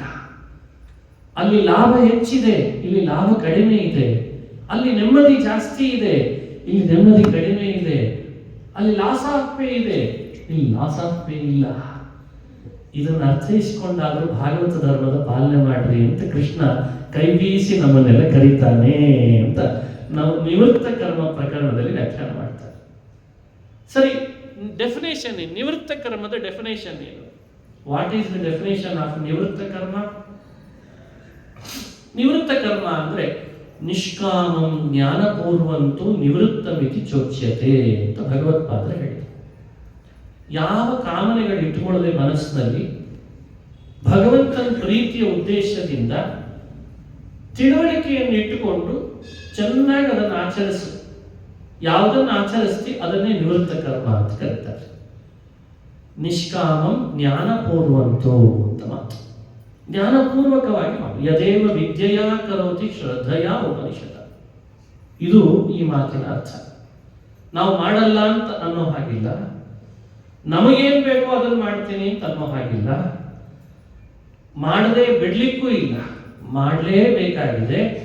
ಯಾವುದನ್ನು ಮಾಡಬೇಕೋ ಅದನ್ನೇ ಮಾಡಬೇಕು. ಮಾಡುವಾಗ ಫಲದ ಆಸೆಯನ್ನು ಬಿಟ್ಟು ದೇವರ ಪ್ರೀತಿಯನ್ನು ಉದ್ದೇಶಿಸಿ ಮಾಡಿಬಿಟ್ರೆ ಸ್ವಲ್ಪ ಮಾಡಿಫೈ ಮಾಡಿಕೊಂಡ್ರೆ ಸಾಕಂತೆ ನಾವು ಭಾಗವತ ಧರ್ಮ ಅನುಷ್ಠಾನ ಮಾಡಿದಾಗ ಆಗ್ತದೆ ಅಂತ ವ್ಯಾಖ್ಯಾನ ಮಾಡ್ತಾರೆ. ಬಹಳ ಅರ್ಥ ಇದೆ. ಸ್ವಲ್ಪ ಮಾತ್ರ ನಿಮ್ಮ ಜೊತೆಯಲ್ಲಿ ಹಂಚಿಕೊಂಡೆ ಈ ವಿಷಯದ ಬಗ್ಗೆ. ಮುಂದಿನ ಭಾಗ ದೇಶ ಪ್ರಶಂಸ, ಕಾಲ ಪ್ರಶಂಸ, ದೇಹ ಪ್ರಶಂಸ ಅಂತ ಇನ್ನು 3 ಪ್ರಕರಣಗಳು. ಈ ದೇಶ ಪ್ರಶಂಸ ಇಲ್ಲಿ ಹೇಳಿರುವ ವಿಷಯ ಏನು? ನಾವು ಹುಟ್ಟಿ ಬಂದದ್ದು ಭಾರತ ಖಂಡ, ಭಾರತ ವರ್ಷದಲ್ಲಿ. ಭಾಗವತದ 5ನೇ ಸ್ಕಂಧ ಈ ಭಾರತ ದೇಶದ ಪ್ರಶಂಸೆ ಮಾಡಿದ್ದರ ಬಗ್ಗೆ ಆರಣ್ಯಕಾಚಾರ್ಯರು ಒಂದು ವಿಷಯ ಹೇಳ್ತಾರೆ. ಕ್ಷಣಾಯುಷಾಂ, ಕಲ್ಪ ಆಯುಷ್ಯ ಪಡ್ಕೊಂಡು ಬಂದು ಬೇರೆ ಬೇರೆ ವರ್ಷಗಳಲ್ಲಿ ಹುಟ್ಟೋದು ಅಷ್ಟೇ ಅಂತೆ, ಕ್ಷಣ ಆಯುಷ್ಯ ಪಡ್ಕೊಂಡು ಬಂದು ಭಾರತ ಭೂಮಿಯಲ್ಲಿ ಹುಟ್ಟೋದು ಅಷ್ಟೇ ಅಂತೆ ಅಂತ ಒಂದು ಮಾತನ್ನು ಉದಾಹರಿಸ್ತಾರೆ. ಕ್ಷಣಾಯುಷಾಂ ಭಾರತ ಭೂಜಯೋ ವರಹ. ಈ ಭಾಗವತದ ಮಾತನ್ನ ಯಾವಾಗಲೂ ಬುದ್ಧಿಯಲ್ಲಿ ಇಟ್ಕೊಳ್ಬೇಕು. ಕ್ಷಣಾಯುಷಾಂ ಭಾರತ ಭೂಜೆಯೋ ವರಹ. ಭಾರತ ಭೂಮಿಯಲ್ಲಿ ಕಲ್ಪ ಆಯುಷ್ಯ ಪಡ್ಕೊಂಡು ಹುಟ್ಟಲಿಲ್ಲ ಅಂದ್ರೆ ಬೇಡಪ್ಪ, ಒಂದು ಕ್ಷಣ ಆಯುಷ್ಯ ಹುಟ್ಟಿದ್ದಲ್ಲಿ ಭಾರತ ಭೂಮಿಯಲ್ಲಿ ಸಾಕು ಹೋಗ್ತದ್ರು ಅವರು. ಇದು ಭಾರತದ ಪ್ರಶಂಸೆಯ ಮಾತು. ದೇಶ ಬಹಳ ಪುಣ್ಯಕರವಾದ ದೇಶ. ಭಗವಂತನ 10 ಅವತಾರಗಳಾಗುವುದು ಇದೇ ನಮ್ಮ ಭಾರತ ವರ್ಷದಲ್ಲಿ. ಮತ್ಸ್ಯ, ಕೂರ್ಮ, ವರಾಹ ಇನ್ನಿತರ ಅವತಾರಗಳು ಎಲ್ಲವೂ ನಡೆದದ್ದು ಇದೇ ಭಾರತ ಭೂಮಿಯಲ್ಲಿ. ಇದನ್ನ ಕರ್ಮಭೂಮಿ ಈ ಹೆಸರಿನಿಂದ ಭಾಗವತ 5ನೇ ಸ್ಕಂದ ಉಲ್ಲೇಖಿಸಿದೆ. ಉಳಿದನ್ನು ಭೋಗಭೂಮಿ ಅಂತ ಉಲ್ಲೇಖಿಸಿದೆ. ಮನುಷ್ಯನ ಪುಣ್ಯದ ಕೆಲವು ಭಾಗಗಳ ಅನುಭವ ಅವನಿಗೆ ಆ ಪುಣ್ಯದ ಭೋಗದ ಅನುಭವಕ್ಕಾಗಿ ಬೇರೆ ಬೇರೆ ಖಂಡದಲ್ಲಿ ಹುಡ್ತಾನಂತೆ. ದೇವರನ್ನ ಸಂಪರ್ಕಿಸಿ ಮುಕ್ತಿ ಪಡಿಬೇಕು ಅಂತ ಸಾಧನೆ ಮಾಡಿಕೊಳ್ಳಿಕ್ಕೆ ಅಂತ ಇಲ್ಲಿ ಹುಡ್ತಾನಂತೆ. ಇದನ್ನ ಬಹಳ ಪ್ರಶಂಸೆ ಮಾಡಿ ಹೇಳ್ತಾರೆ. ಹಾಗಾಗಿ ಭಾರತ ಖಂಡದಲ್ಲಿ ಮನುಷ್ಯ ಹುಟ್ಟಿದಾಗ ಈ ದೇಶದ ಬಗ್ಗೆ ಯಾವತ್ತೂ ಅವನಿಗೆ ತಾತ್ಸಾರ ಬರಬಾರ್ದು, ಬಹಳ ಹೆಮ್ಮೆ ಇರಬೇಕು ಅಂತಾರೆ. ಬಹಳ ಹೆಮ್ಮೆ ಇರಬೇಕು. ಈ ದೇಶ ಎಂಥ ದೇಶದಲ್ಲಿ ಹುಟ್ಟಿಸಿದ್ದಾರೆ ದೇವರು ನಮ್ಮನ್ನ. ಎಷ್ಟು ನದಿಗಳು, ಎಂಥೆಂಥ ಪರ್ವತಗಳು, ಎಷ್ಟು ದೊಡ್ಡ ದೊಡ್ಡ ತಪಸ್ವಿಗಳು, ಅವರು ಧಾರೆ ಎರೆದು ಹೋದ ಪುಣ್ಯ ಇನ್ನೂ ನಮ್ಮ ತನಕ ಹರಿತಾ ಇದೆ. ಅಂಥ ಗೋತ್ರಗಳಲ್ಲಿ ನಾವೆಲ್ಲ ಜನ್ಮ ತಳೆದು ಬರ್ತಾ ಇದ್ದೇವೆ. ಅತಿ ಸುಲಭವಾಗಿ ಸಾಧನೆ ಮಾಡಿಕೊಳ್ಳಬಹುದಾದ ಭೂಮಿ ಭಾರತ ಭೂಮಿ. ಇದು ದೇಶ ಪ್ರಶಂಸಾ ಪ್ರಕರಣದಲ್ಲಿ ನಿಮಗೆ ಕೊಡುವ ಸಾರ. ಹಾಗಾಗಿ ಈ ದೇಶದಲ್ಲಿ ಜನ್ಮ ತಳೆದ ನಮಗೆ ಸಾಧನೆ ಕಷ್ಟಪಡಬೇಕಾಗಿಲ್ಲ. ಏತದ್ ದೇಶ ಪ್ರಸೂತಸ್ಯ ಸಕಾಶಾದಗ್ರ ಜನ್ಮನಃ ಸ್ವಂ ಸ್ವಂ ಚರಿತ್ರಂ ಶಿಕ್ಷೇರನ್ ಪೃಥಿವ್ಯಾಂ ಸರ್ವಮಾನವಾಃ. ದೇಶದಲ್ಲಿ ನಾವು ಜನ್ಮ ತಳೆದಿದ್ದೇವೆ ಭಾರತದಲ್ಲಿ ಅಂದ್ರೆ ಒಂದು ಮಾತು ಹೇಳ್ತಾರೆ ವ್ಯಾಸರು. ದೇಶದ ಪ್ರಶಂಸೆ ಎಂಥ ಅದ್ಭುತವಾದ ಮಾತಿನಲ್ಲಿ ಬಂತು. ಇದೊಂದು ವಿಶ್ವವಿದ್ಯಾನಿಲಯ. ಎಲ್ಲಾ ಬೇರೆ ಬೇರೆ ದೇಶಗಳು ಕೂಡ ಅವು ವಿಶ್ವವಿದ್ಯಾನಿಲಯಗಳಲ್ಲ. ಅವರವರಿಗೆ ತಮ್ಮ ವ್ಯಕ್ತಿಗತವಾಗಿ ಬದುಕು ಹೇಗೆ ಕಟ್ಟಿಕೊಳ್ಬೇಕು, ಸಾಮಾಜಿಕ ಬದುಕು ಹೇಗೆ ಕಟ್ಟಬೇಕು, ಧಾರ್ಮಿಕವಾಗಿ ಹೇಗೆ ಬದುಕಬೇಕು, ಈ ಎಲ್ಲಾ ವ್ಯವಸ್ಥೆಗಳನ್ನು ತಿಳ್ಕೊಳ್ಬೇಕಾದ್ರೆ ಬೇರೆ ದೇಶದವರೆಲ್ಲ ಭಾರತ ಅನ್ನೋ ಯೂನಿವರ್ಸಿಟಿಗೆ ಬಂದು ಕಲ್ತು ಹೋಗ್ಬೇಕಂತ ವೇದವ್ಯಾಸರು ಹೇಳಿದ್ರು. ಸ್ವಂ ಸ್ವಂ ಚರಿತ್ರಂ ಶಿಕ್ಷೆರನ್ ಪೃಥಿವ್ಯಾಂ ಸರ್ವಮಾನವಾಹ. ಈ ಭೂಮಿಗೆ ಬಂದು ತಮ್ಮನ್ನ ತಾವು ಹೇಗಿರಬೇಕು ಅಂತ ಕಲ್ತ್ಕೊಂಡು ಹೋಗಲಿ ಅಂತಂದ್ರು. ಅದು ಭಾರತದ ಮಹಿಮೆ, ಈ ದೇಶದ ಮಹಿಮೆ. ಈ ದೇಶದ ಬಗ್ಗೆ ಇನ್ನೂ ಸಾಕಷ್ಟು ವಿಷಯಗಳನ್ನು ಹೇಳ್ತಾರೆ. ನಿನ್ನೆ ಅದನ್ನ ಸಂಕ್ಷಿಪ್ತ ಹೇಳಿದೆ ನಾನು. ದೇವತೆಗಳು ಕೂಡ ತಾವೇನಾದರೂ ಶಾಪಗೀಪ ಬಂದಾಗ ಎಲ್ಲಿ ಹುಟ್ಟಬೇಕು ಅಂತ ಬಯಸ್ತಾರಂತೆ. ನಾವು ಭಾರತಕ್ಕೆ ಹೋಗಿ ಬರ್ತೀವಿ, 4 ದಿವಸ ಚೆನ್ನಾಗಿರ್ತದೆ, ಕೊಡೋದಾದ್ರೆ ಶಾಪ ಭಾರತದಲ್ಲಿ ಹುಟ್ಟುವೆ ಅಂತ ಕೊಡೋದು. ಇದಲ್ವೇ ಈ ದೇಶ. ಎರಡನೇ ಅಂಶ ಕಾಲ ಪ್ರಶಂಸಾ ಪ್ರಕರಣ. ಅಲ್ಲಿ ಅವರು ನಮಗೆ ಕೊಟ್ಟಂತಹ ಸಂದೇಶ, ನಾವು ಈಗ ಇರುವ ಕಾಲ ಕಲಿಯುಗ. ಈ ಕಲಿಕಾಲದಲ್ಲಿ ನಮಗೇನು ಗುಣ ಕಾಣಲಿಕ್ಕೆ ಸಾಧ್ಯ? ಅರಣ್ಯಕಾಚಾರ್ಯರು ಮತ್ತೊಂದು ಪ್ರಕರಣದಲ್ಲಿ ಈ ವಿಷಯವನ್ನು ನಿರ್ಣಯಿಸಿಕೊಟ್ಟಿದ್ದಾರೆ. ಅದನ್ನು ಹೇಳ್ತೇನೆ. ಕಾಲ ಬಹಳ ದೋಷಭೂಯಿಷ್ಠ ಇದೆ. ಎಲ್ಲಿ ನೋಡಿದ್ರು ದೋಷ ಕಾಣಿಸ್ತದೆ. ಹಿಂಸೆ, ಕೊಲೆ, ಸುಳ್ಳು, ಮೋಸ, ವಂಚನೆ, ಎಷ್ಟು ಥರದಿಂದ ನೀವು ನೋಡ್ಲಿಕ್ಕೆ ಸಾಧ್ಯ. ಎಲ್ಲ ಪೇಪರ್ ಕಾಲಂನಲ್ಲೂ ಇದೇ ತುಂಬಿರ್ತದೆ. ಅಲ್ಲಿ ಇದು ಆಯ್ತು, ಇಲ್ಲಿ ಕೊಲೆ ಆಯ್ತು, ಅಲ್ಲಿ ಲಂಚ ತಗೊಂಡ, ಇಲ್ಲಿ ಲೋಕಾಯುಕ್ತರ ಬಲೆಗೆ ಬಿದ್ದ, ಅಲ್ಲಿ ಜೈಲಿಗೆ ಹೋಗಿ ಬಂದ, ಆಮೇಲೆ ಅವನಿಗೆ ಮೆರವಣಿಗೆ ಆಯ್ತು. ಜೈಲಿಗೆ ಹೋಗಿ ಬಂದ್ಮೇಲೆ ಮೆರವಣಿಗೆ ನಮ್ಮ ದೇಶದಲ್ಲಿ ಆಗೋದಲ್ವೇ? ಅಲ್ಲಿ ಅವನು ಬಡ್ಡಿ ಮಾಡಿದ, ಇಲ್ಲಿ ಹಿಂಗ್ ಮಾಡಿದ, ಹೀಗೆಲ್ಲ ಕಡೆ ಇದೇ ಇದೆ ಇದೆ ನೋಡ್ತು. ಇಂಥ ಕಾಲ ಯಾರಿಗೂ ಬರೋದು ಬೇಡ ಅಂತ ಹೇಳಿ ಬಯಸ್ತೀವಿ ನಾವೆಲ್ಲ. ಆದ್ರೆ ಅರಣ್ಯಕಾಚಾರ ಅಂತಾರೆ ಹಾಗೆ ಅನ್ಬೇಡ, ಈ ಕಾಲವೇ ಶ್ರೇಷ್ಠ ಅಂತಾರೆ. ನೋಡಿ, ಒಬ್ಬ ಸಾಧಕನಿಗೆ ಇದಕ್ಕಿಂತ ಮೋಟಿವೇಶನ್ ಸ್ಪೀಚ್ ಇನ್ಯಾವ್ದು ಬೇಕಿದೆ? ಇದು ನಿಜವಾಗಿ ಮೋಟಿವೇಟ್ ಮಾಡೋದಾದ್ರೆ ಹೀಗೆ ಮಾಡ್ರಿ ಅಂತಾರೆ. ನಿನ್ನ ಸಾಧನೆ, ನೀನ್ ಮಾಡುವ ನಿವೃತ್ತ ಕರ್ಮದ ಅನುಷ್ಠಾನಕ್ಕೆ ಇಂಥ ಕಾಲ ಇನ್ನೊಂದಲ್ಲ ನಿನಗೆ ಸಿಗೋದಿಲ್ಲ ಅಂತ ಹೇಳ್ತಾರೆ. ಇದಕ್ಕೊಂದು ಅವರು ಕೊಡುವ ಕಾರಣ, ಇಲ್ಲಿ ಕೊಟ್ಟ ಕಾರಣ ಇಷ್ಟಿದೆ. ಕೃತ ತ್ರೇತಾ ದ್ವಾಪರಗಳಲ್ಲಿ ಸಾಕಷ್ಟು ಜನಸಂಖ್ಯೆ ಇದ್ದು ಅವಾಗಲೂ ಸಾಧನೆ ಮಾಡಿಕೊಳ್ತಿರ್ತಾರೆ. ಆದರೆ ಕೃತಯುಗದವರಿಗೆಲ್ಲ ದೇವರನ್ನು ಪ್ರಾರ್ಥಿಸುವಾಗ ಅನೇಕ ಪ್ರಾರ್ಥನೆಗಳಲ್ಲಿ ಇದನ್ನು ಹೇಳ್ತಾರಂತ.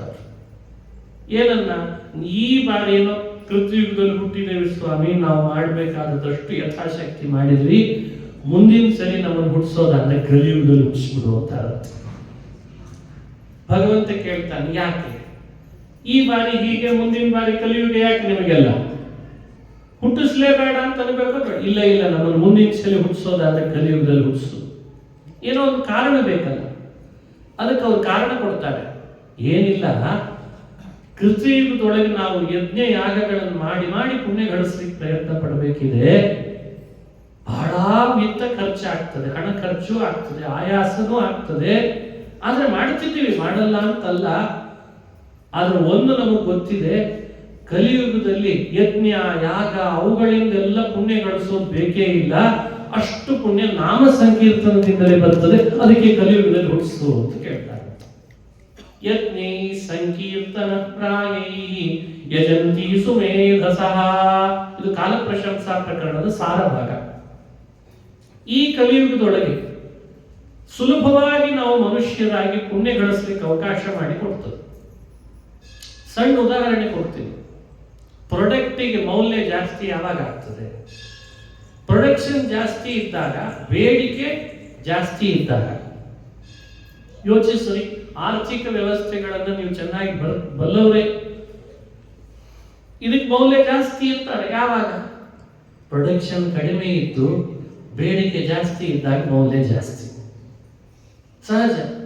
ಒಂದು ವೇಳೆ ಪ್ರೊಡಕ್ಷನ್ ಜಾಸ್ತಿ ಆದ ಕೂಡಲೇ ಖರ್ಚು ಮಾಡೋ ಅನಿವಾರ್ಯತೆ ಇದ್ರೆ ಏನ್ ಮಾಡ್ತಾರೆ?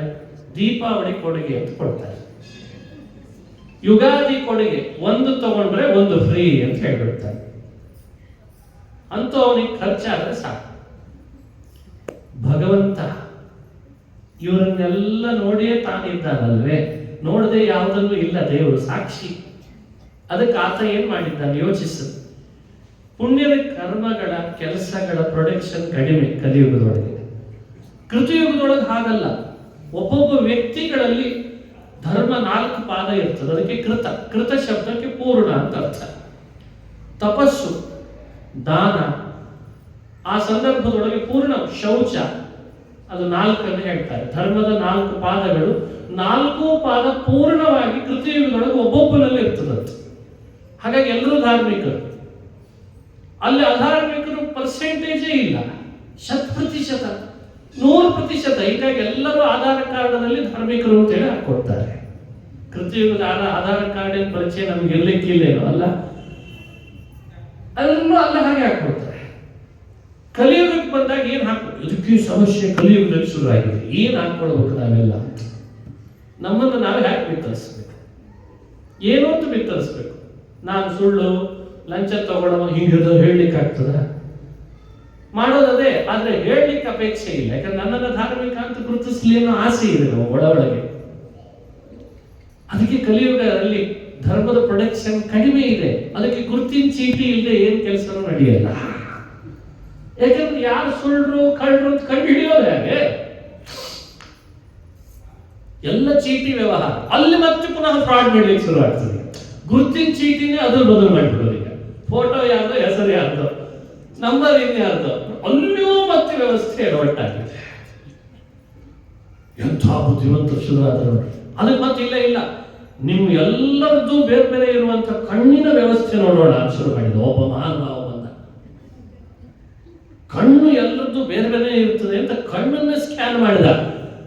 ಹಣೇ ಬಾಲ, ನಾವು ಅದನ್ನೂ ಸ್ಕ್ಯಾನ್ ಮಾಡ್ತೀವಿ ಅಂತ ಬಂದು ಮತ್ತೊಬ್ರು ಅದು ಹಾಗೆ ಮಾಡಿ.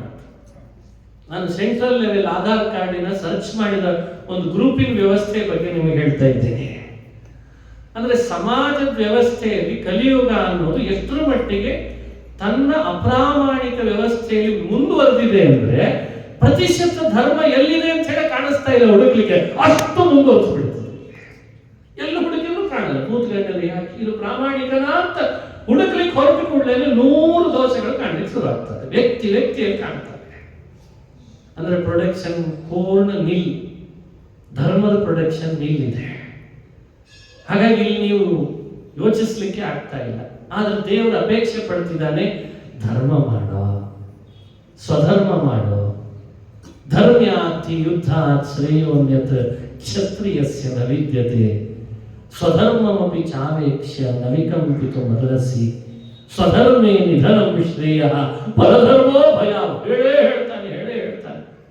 ಅವನಿಗೇನೋ ಗಂಟ್ಲಾರು ಹೋಯ್ತಷ್ಟೇ, ನೀರು ಕೊಡ್ಬೇಕು ನೀವು ಕೃಷ್ಣನಿಗೆ, ನಾವು ಮಾಡಲ್ಲ ಅಂತ ಅರ್ಥ ಹಿಡಿದ್ಬಿಟ್ಟಿರ್ತೀವಿ. ಇಷ್ಟು ಇದ್ರೂ ಭಗವಂತ ಅಂದ, ಎಲ್ಲರಲ್ಲಿ ಧರ್ಮದ ಪ್ರೊಡಕ್ಷನ್ ಕಡಿಮೆ ಇದ್ರೂ ಪರವಾಗಿಲ್ಲ, ನನ್ನ ಭಕ್ತರು ಅಂತಿದ್ದವರು ನನ್ನ ನಾಮ ಹೇಳಿ ಸಾಕು, ನಾನು ಅವರಿಗೆ ಪುಣ್ಯ ಕೊಡ್ತೇನೆ ಅಂತ ಅಭಯ ಹೇಳ್ತಾರಂತೆ. ಇದು ಕಲಿಯುಗದ ಮಹತ್ವ. ಏನಿಲ್ಲಿ ಬಂದ ಸಾರ ಅಂದ್ರೆ, ಎಲ್ಲೆಡೆ ದೋಷ ಇರಲಿ, ನೀನೊಬ್ಬ ಮಾಡಬೇಕಾದ ಧರ್ಮ ಮಾಡಿ ಸಾಕು, ಮೌಲ್ಯ ಹೆಚ್ಚಿಕೊಡ್ಬೇಕಾದ ಜವಾಬ್ದಾರಿ ನಂದು ಕೊಟ್ಬಿಡ್ತೀನಿ ಅಂತ.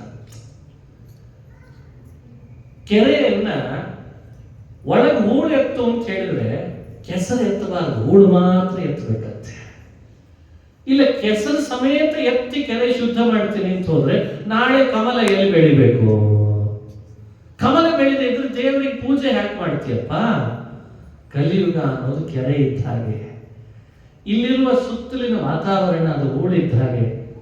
ನೀನು ಅಷ್ಟನ್ನೇ ಎತ್ಕೊಳ್ತಿರು, ಒಳಗೆ ಕೆಸರು ಇರಲಿ, ರಾಡಿ ಇರಲಿ, ಆದರೆ ನೀನ್ ಮಾಡಬೇಕಾದ ಹರಿನಾಮ ಸ್ಮರಣೆ, ಸ್ವಧರ್ಮವನ್ನು ಆಚರಿಸ್ತಿರು, ಅಲ್ಲಿ ಬೆಳೆಯುವ ಕಮಲವೇ ದೇವರ ಪಾದಕ್ಕೆ ಅರ್ಪಿಸು, ಅದೇ ನಿನಗೆ ದೇವರ ಅನುಗ್ರಹಕ್ಕೆ ಕಾರಣ ಆಗ್ತದೆ ಅಂತ.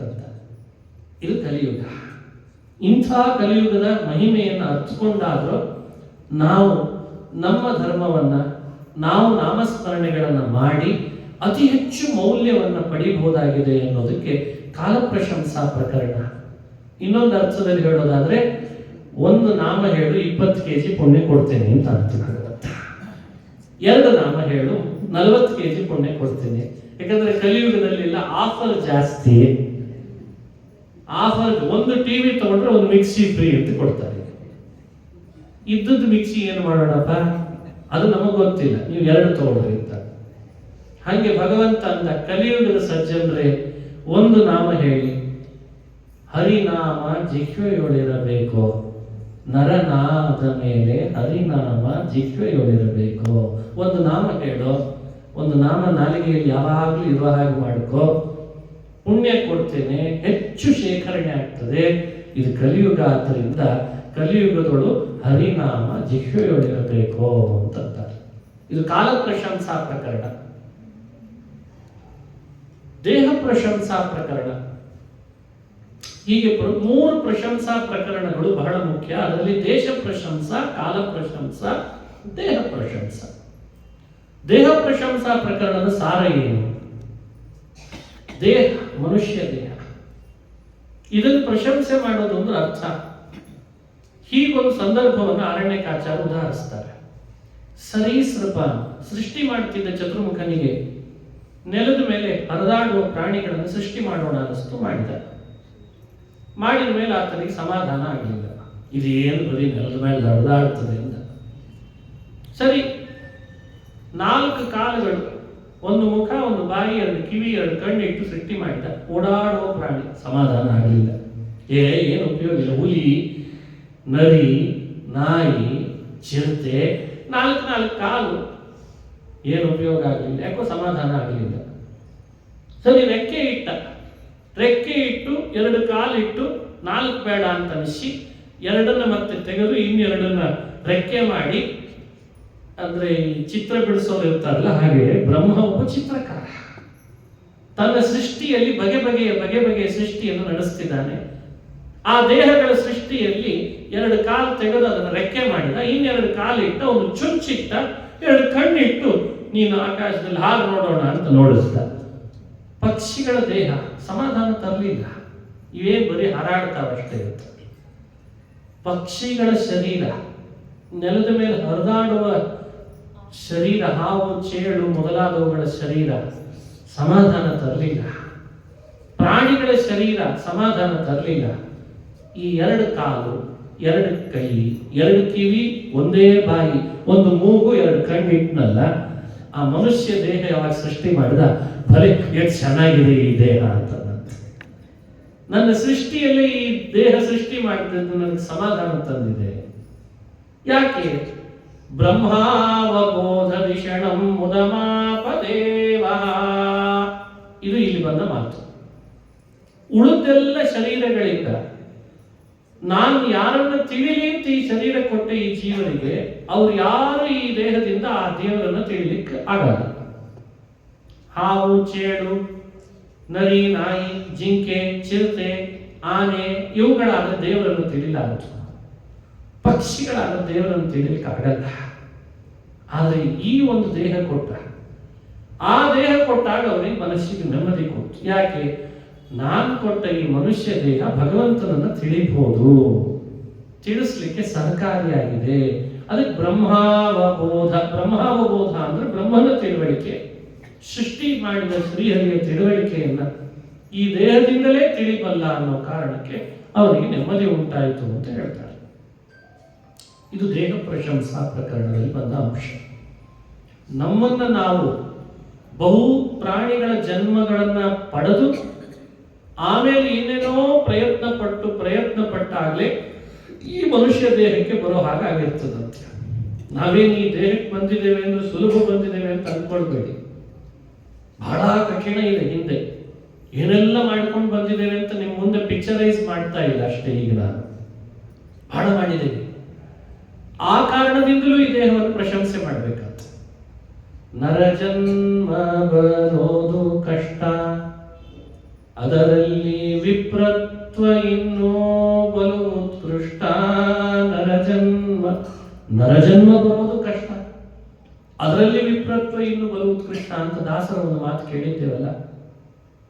ಹುಚ್ಚಪ್ಪಗಳಿರ ಮಾನವ ಜನ್ಮ ವ್ಯರ್ಥ ಮಾಡಿಕೊಳ್ಳದಿರೋ ಅಂತ ದಾಸರು. ಇದೆಲ್ಲ ಪುರಾಣಗಳ ಮಾತನ್ನ ಕನ್ನಡೀಕರಿಸ್ತಾರಷ್ಟೇ. ನರಜನ್ಮ ಬಂದಾಗ ನಾಲಿಗೆ ಇರುವಾಗ, ನರಜನ್ಮ ಬಂದು ನಾಲಿಗೆ ಇರುವಾಗ ಅದನ್ನು ವ್ಯರ್ಥ ಮಾಡಿಕೊಂಡ್ರೆ ಹೇಗಪ್ಪ ಅಂತ ಬೈತಾರೆ ನಮ್ಮನ್ನ ದಾಸರೆಲ್ಲ. ಇದೇ ಅಭಿಪ್ರಾಯದಿಂದ. ಅರ್ಥಾತ್ ದುರ್ಲಭಂ ಮಾನುಷಂ ಜನ್ಮ ತದಪ್ಯಧ್ರುವಮರ್ಥದಂ. ಇಂಥ ಅನೇಕ ಪುರಾಣಗಳ ಮಾತನ್ನು ಉದಾಹರಿಸಿ ಮನುಷ್ಯ ದೇಹ ಬಂದಾಗ ಮಾತ್ರ ಭಗವಂತನನ್ನು ಕಾಣುವ ಅವಕಾಶ, ತಿಳುವಳಿಕೆ ಪಡ್ಕೊಳ್ಳುವ ಅವಕಾಶ, ನಮ್ಮನ್ನು ನಾವು ಅರ್ಥಕೊಳ್ಳಿಕ್ಕೆ, ಧರ್ಮ ಮಾಡಲಿಕ್ಕೆ, ನಾಮ ಹೇಳಲಿಕ್ಕೆ, ಸಾಧನ ಮಾಡ್ಕೊಳ್ಳಿಕ್ಕೆ ಅಂಥ ದೇಹ ಬಂದಾಗ ಅರ್ಥ ಮಾಡಿಕೊಂಡ್ರೆ ಹೇಗಪ್ಪ?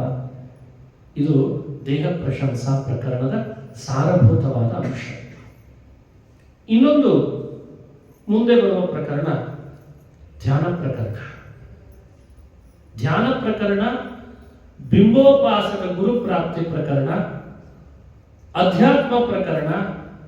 ಇಲ್ಲಿಗೆ ಇವತ್ತಿನ 10 ಪ್ರಕರಣಗಳ ಉಪನ್ಯಾಸ ಮುಗಿಯುತ್ತದಾವಾಗ.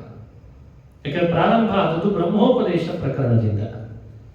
ಬ್ರಹ್ಮೋಪದೇಶ ಪ್ರಕರಣ ಆಯಿತು, ಪ್ರವೃತ್ತ ಕರ್ಮ ತ್ಯಾಗ, ನಿವೃತ್ತ ಕರ್ಮ ಪ್ರಕರಣ, ದೇಶ ಪ್ರಶಂಸಾ, ಕಾಲ ಪ್ರಶಂಸಾ, ದೇಹ ಪ್ರಶಂಸಾ ಆಯಿತು.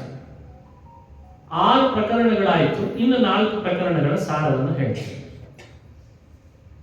ಮುಂದೆ ನಮಗೆ ಈ ದೇಹ, ಈ ಕಾಲ, ಈ ದೇಶ ಇಷ್ಟು ಪ್ರಶಸ್ತ ಆಗಿದೆ ಅಂದಾಗ ಇನ್ನು ಮುಂದೆ ನಾವು ಮಾಡಬೇಕಾದದ್ದು ಏನಿದೆ? ಕಾಲ ಚೆನ್ನಾಗೇ ಇದೆ, ಕಾಲವನ್ನು ಬೈಬೇಡ. ದೇಶ ಚೆನ್ನಾಗೇ ಇದೆ, ದೇಶ ಬೈತಾ ಕೂಡಬೇಡ, ಸಮಯ ವ್ಯರ್ಥ ಆಗ್ತದೆ. ದೇಹ ಚೆನ್ನಾಗಿದೆ, ಅದನ್ನು ಯಾವತ್ತೂ ಊನ ಮಾಡಿಕೊಳ್ಬೇಡ, ಅದರ ಬಗ್ಗೆ ತಾತ್ಸಾರ ಮಾಡಬೇಡ ದೇಹವನ್ನು. ಅದು ನಿನ್ನ ದೇವರ ಮಂದಿರ, ಅದು ನಿನಗೆ ಕೊಟ್ಟದ್ದು ಭಗವಂತ ವೀಣೆ, ದೈವಿ ವೀಣ ಅಂತ ಉಪನಿಷತ್ತುಗಳು ಹೇಳ್ತಾರೆ. ದೇಹ ಚೆನ್ನಾಗಿದೆ, ಕಾಲ ಚೆನ್ನಾಗಿದೆ, ದೇಶವೂ ಚೆನ್ನಾಗಿದೆ. ಇನ್ನು ಮುಂದೆ ಮಾಡಬೇಕಾದದ್ದು ಏನಾಗಾದ್ರೆ ಅದೇ ಬಂದದ್ದು ಮುಂದಿನ ಪ್ರಕರಣ, ಧ್ಯಾನ ಪ್ರಕರಣ. ಒಂದಿಷ್ಟು ಧ್ಯಾನ ಮಾಡಪ್ಪ. ಧ್ಯಾನಿಸೋ ಗೋಪಾಲದಾಸರು ಹೇಳಿಲ್ವೇ? ದಿನನಿತ್ಯ ಒಂದಿಷ್ಟು ಸಮಯವನ್ನು ಧ್ಯಾನಕ್ಕೆ ಮೀಸಲಿ. ಬಹಳ ಆಗದೆ ಇದ್ರೆ ಬೇಡ, ಪ್ರಾರಂಭದ ಹಂತದಲ್ಲಿ ಸ್ವಲ್ಪ ಸಮಯ ಧ್ಯಾನಕ್ಕೆ ಬಿಡು. ನಿನ್ನಲ್ಲೇ ಬದಲಾವಣೆ ಕಾಣಲಿಕ್ಕೆ ಶುರು ಮಾಡ್ತೀವಿ. ಹೇಗೆ ಧ್ಯಾನ ಮಾಡ್ಬೇಕು ದೇವರನ್ನ? ಧ್ಯಾನ ಅಂದ್ರೆ ಹೇಗೆ ನಡೆಯೋದು? ದೇವರನ್ನ ಪರ್ಸನಲಿ ಯಾರು ಮೀಟ್ ಆಗ್ತಾರೆ ಅದಕ್ಕೆ ಧ್ಯಾನ ಅಂತ ಕರೀತಾರೆ. ಬಹಳ ಎತ್ತರದ ಸ್ಥಾನದಲ್ಲಿ ಇದ್ದವರನ್ನ ಆಗಾಗ ಅಪಾಯಿಂಟ್ಮೆಂಟ್ ತಗೊಂಡು ಪರ್ಸನಲಿ ಮೀಟ್ ಮಾಡ್ಲಿಕ್ಕೆ ಹೋಗ್ಬೇಕು. ಅವ್ರು ಕಾಯಿಸಿ ನಮಗೆ ಭೇಟಿ ಕೊಡ್ತಾರೆ ಒಂದು 5 ನಿಮಿಷ. ಅಷ್ಟರಲ್ಲಿ ಸಮಯ ಆಯಿತು, ನಿಮ್ಮ ಜೊತೆಲಿ ಮಾತಾಡಲ್ಲ ಏನು ಅಂತಾರೆ. ದೇವರು ಹಾಗಲ್ಲ, ಎಲ್ಲ ಸಮಯ ನಮಗೆ ಕೊಟ್ಟಿದ್ದಾನಂತೆ. ನಾನೇ ಕಾಯ್ತೇನಪ್ಪ, ನೀನ್ ಯಾವಾಗ ಬರ್ತೀನಿ ಅಂತ ಕೇಳ್ತೀನಾನಂತೆ. ಅದಕ್ಕೆ ಅವನನ್ನ ಭಕ್ತ ನಿಧಿ ಅಂತ ಕರೀತಾರೆ ಹಿರಿಯರು. ಭಕ್ತ ನಿಧಿ ಅಂದ್ರೆ ಅರ್ಥ ಏನು? ಒಬ್ಬೊಬ್ಬ ಭಕ್ತನನ್ನ ನಿಧಿಯಂತೆ ಕಾಣ್ತಾನಾದ್ರಿಂದ ಭಕ್ತ ನಿಧಿ. ನಾನೊಬ್ಬ ನಿಧಿ, ನೀವೊಬ್ಬ ನಿಧಿ, ಅವರೊಬ್ಬ ನಿಧಿ. ನಿಧಿಯನ್ನು ಕಾಯೋದು ಯಾವುದು? ಹಾವು. ಅದಕ್ಕೆ ಜಗನ್ನಾಥದಾಸರು ಧನವ ಸಂರಕ್ಷಿಸುವ ಪಣಿತಾನುನದೆ ಮತ್ತೊಬ್ಬರಿಗೆ ಕೊಡದಲೆ ಎಂಥ ಮಾತಾಡಿದ್ದಾರೆ ನೋಡಿ. ದೇವರ ರಕ್ಷಣೆ ವಿಷಯದಲ್ಲಿ ಇದಕ್ಕಿಂತ ದೊಡ್ಡ ಉದಾಹರಣೆ ಬೇಕೆ ನಿಮಗೆ ಅಂತ ಕೇಳ್ತಾರೆ. ಹಾವು ನಿಧಿನ ರಕ್ಷಿಸ್ಲಿಕ್ಕೆ ಅಂತ ಅದನ್ನ ಇಟ್ಟರೆ ಇನ್ನೊಬ್ಬರಿಗೆ ಕೊಡಲ್ಲ, ತಾನದನ್ನ ಉಪಭೋಗಿಸಲ್ಲ, ಆದ್ರೆ ಕಾಯಕವನ್ನು ಮಾತ್ರ ಚೆನ್ನಾಗಿ ಮಾಡ್ತದಂತೆ. ಅದು ನಿಧಿ, ಅದು ನಿಧಿ, ಅದು ನಿಧಿ ಅಂತ. ಹಾವಿನ ಕಾಯಕವನ್ನು ಭಗವಂತ ಅಳವಡಿಸ್ಕೊಂಡಿದ್ದಾನಂತೆ. ಯಾರು ನಿಧಿ ಅವನಿಗೆ ಅಂದ್ರೆ ನಾವೆಲ್ಲ ನಿಧಿಗಳಂತೆ. ಈಗ ಹೇಳಿ, ಅಂಥ ಭಗವಂತನನ್ನು ಧ್ಯಾನ ಮಾಡದೆ ವಂಚಿತರಾಗ್ತಿರೋರು ನಾವ? ಸದಾ ನೀವು ಧ್ಯಾನ ಯಾವಾಗ ಮಾಡ್ತೀಯೋ ಅಂತ ನಿರೀಕ್ಷೆ ಮಾಡಿ ನಮ್ಮ ಅಪಾಯಿಂಟ್ಮೆಂಟ್ ಕಾಯ್ತಾ ಇರೋರು ಭಗವಂತ ಅವನ ಅಂತ ಕೇಳ್ತಾರೆ.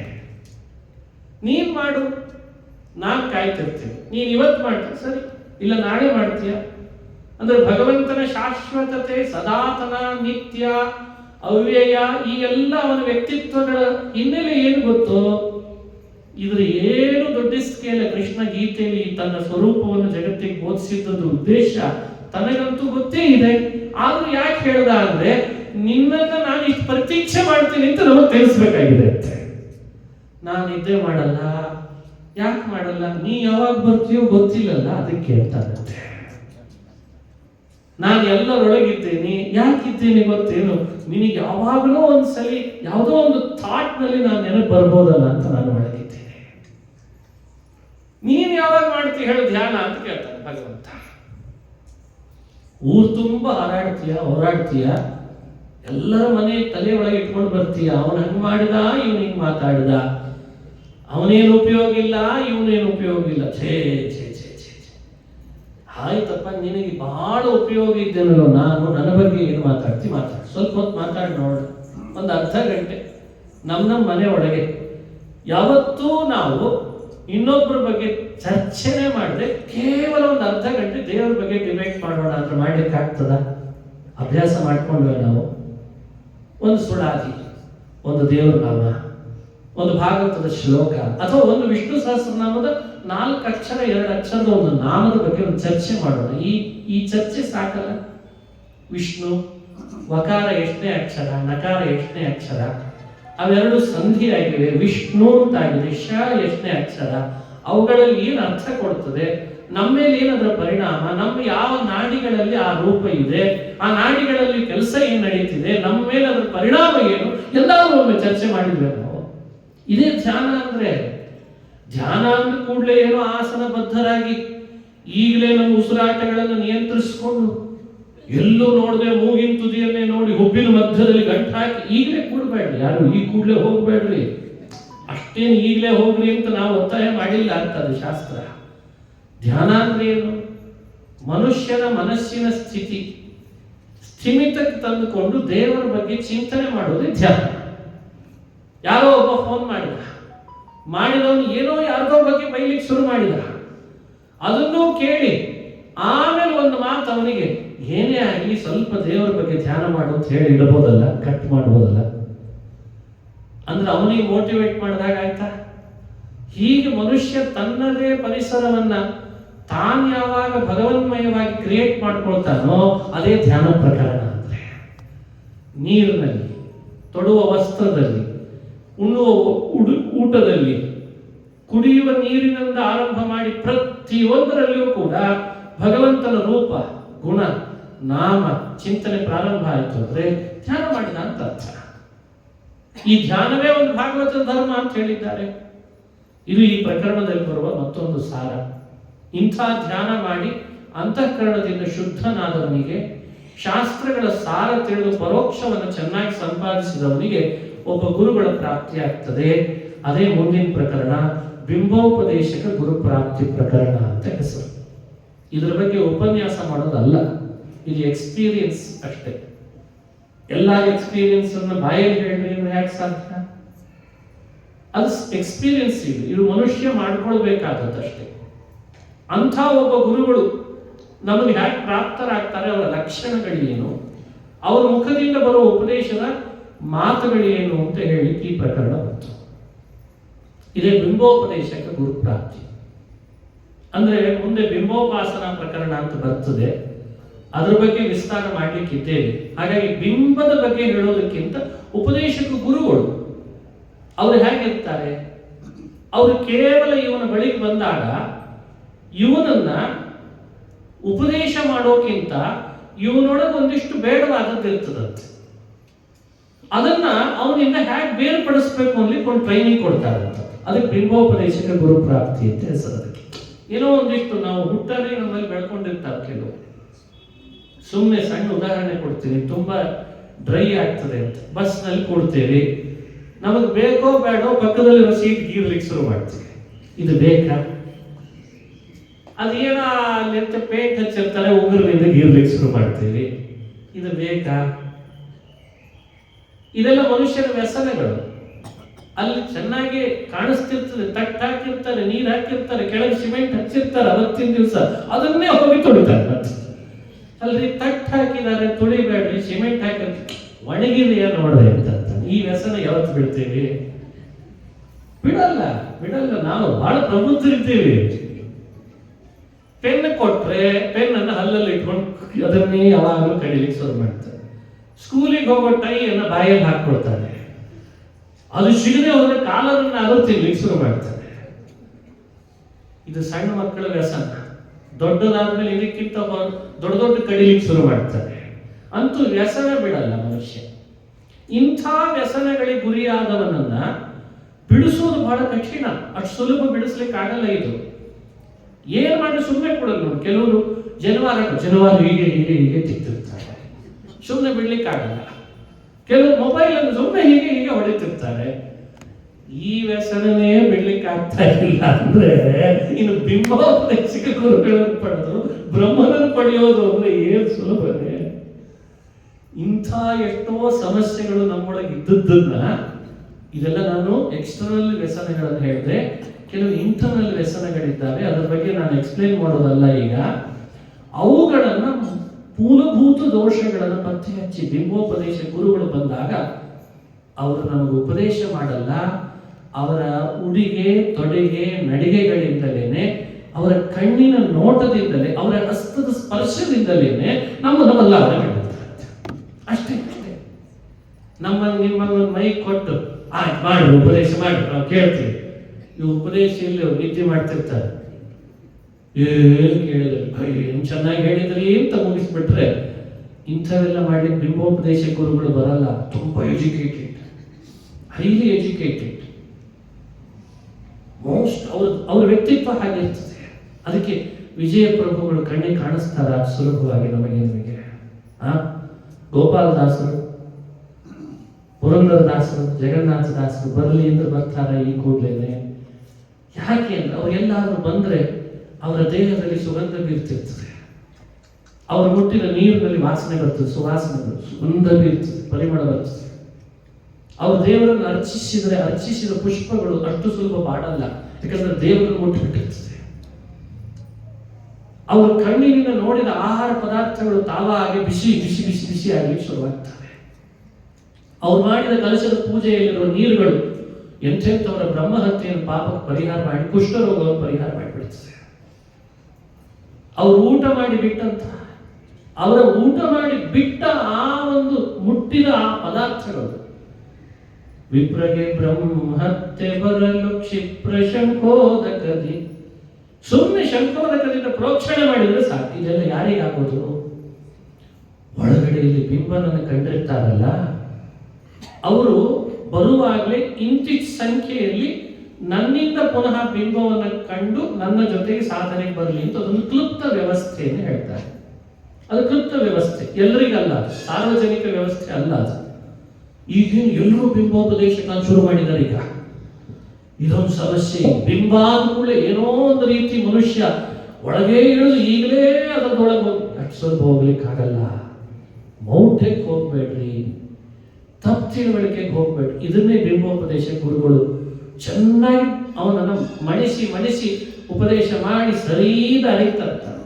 ಅವು ಏನಾಗ್ತವೆ ಅಂದ್ರೆ ಕಬ್ಬಣ ಹಂಗೆ ನೀವು ಮಣಿಸ್ಲಿಕ್ಕೆ ಹೋದ್ರೆ ಬಡಿಯಲ್ಲ, ಚೆನ್ನಾಗಿ ಬೆಂಕಿಯಲ್ಲಿ ಕಾಶಿ ಉಳಿಬೇಕು. ಅದು ಹಂಗೆ ವೈರಾಗ್ಯ ಬಂದಿರಬೇಕು, ಇಂದ್ರಿಯಗಳ ನಿಗ್ರಹ ಮಾಡ್ಕೊಂಡಿರ್ಬೇಕು, ಪ್ರವೃತ್ತ ಕರ್ಮಗಳನ್ನು ಪರಿತ್ಯಜಿಸಿರ್ಬೇಕು, ನಿವೃತ್ತ ಕರ್ಮ ಮಾಡಿರ್ಬೇಕು, ಧ್ಯಾನದಲ್ಲಿ ಜ್ಞಾನದ ಬೆಂಕಿಯಿಂದ ಕಾದಿರಬೇಕು. ಬಿಂಬೋಪದೇಶಕ ಗುರುಗಳು ಬಂದು ಮಣಿಸಿ ಈಗ ಸರಿಯಾದ ನೀನು ಅಂತ ಹೇಳ್ತಾರಂತೆ. ಇದು ಬಿಂಬೋಪದೇಶಕ ಗುರುಪ್ರಾಪ್ತಿ ಪ್ರಕರಣದ ರಹಸ್ಯ. ನಿರೀಕ್ಷೆಯಲ್ಲಿ ಇರಬೇಕು, ಗುರಿಯಾಗಿ ಇಟ್ಕೊಳ್ಬೇಕು. ಅದನ್ನ ಆ ಗುರಿ ಇಟ್ಟುಕೊಂಡು ನಾವು ಈ ಎಲ್ಲವನ್ನು ಸರಿಪಡಿಸ್ಕೊಳ್ಬೇಕು. ಸಂಸಾರ, ಸಮಾಜ, ಈಗಿರೋ ಪ್ರೊಫೆಷನಲ್ಲು ಅದನ್ನೆಲ್ಲ ಸರಿಪಡಿಸ್ಕೊಳ್ತಾ ಹೋಗ್ಬೇಕು ಅಂತ ಮಾರ್ಗದರ್ಶನ ಮಾಡ್ತಾರೆ. ಇನ್ನ ಈಗ ತಾನೇ ಹೇಳಿದಂತೆ ಅಧ್ಯಾತ್ಮ ಪ್ರಕರಣದ ಸಾರವನ್ನ ಚಿಂತನೆ ಮಾಡಬೇಕು. ಅದಾದ ಮೇಲೆ ಧರ್ಮೋಪದೇಶ ಪ್ರಕರಣ. ಈ ಅಧ್ಯಾತ್ಮ ಪ್ರಕರಣದಲ್ಲಿ ನಮಗೆ ಹೇಳಿಕೊಡುವಂತಹ ವಿಷಯಗಳೇನು ಅಂದ್ರೆ, ಮನುಷ್ಯ ಧ್ಯಾನ ಮಾಡೋದು ಒಂದಂತೆ,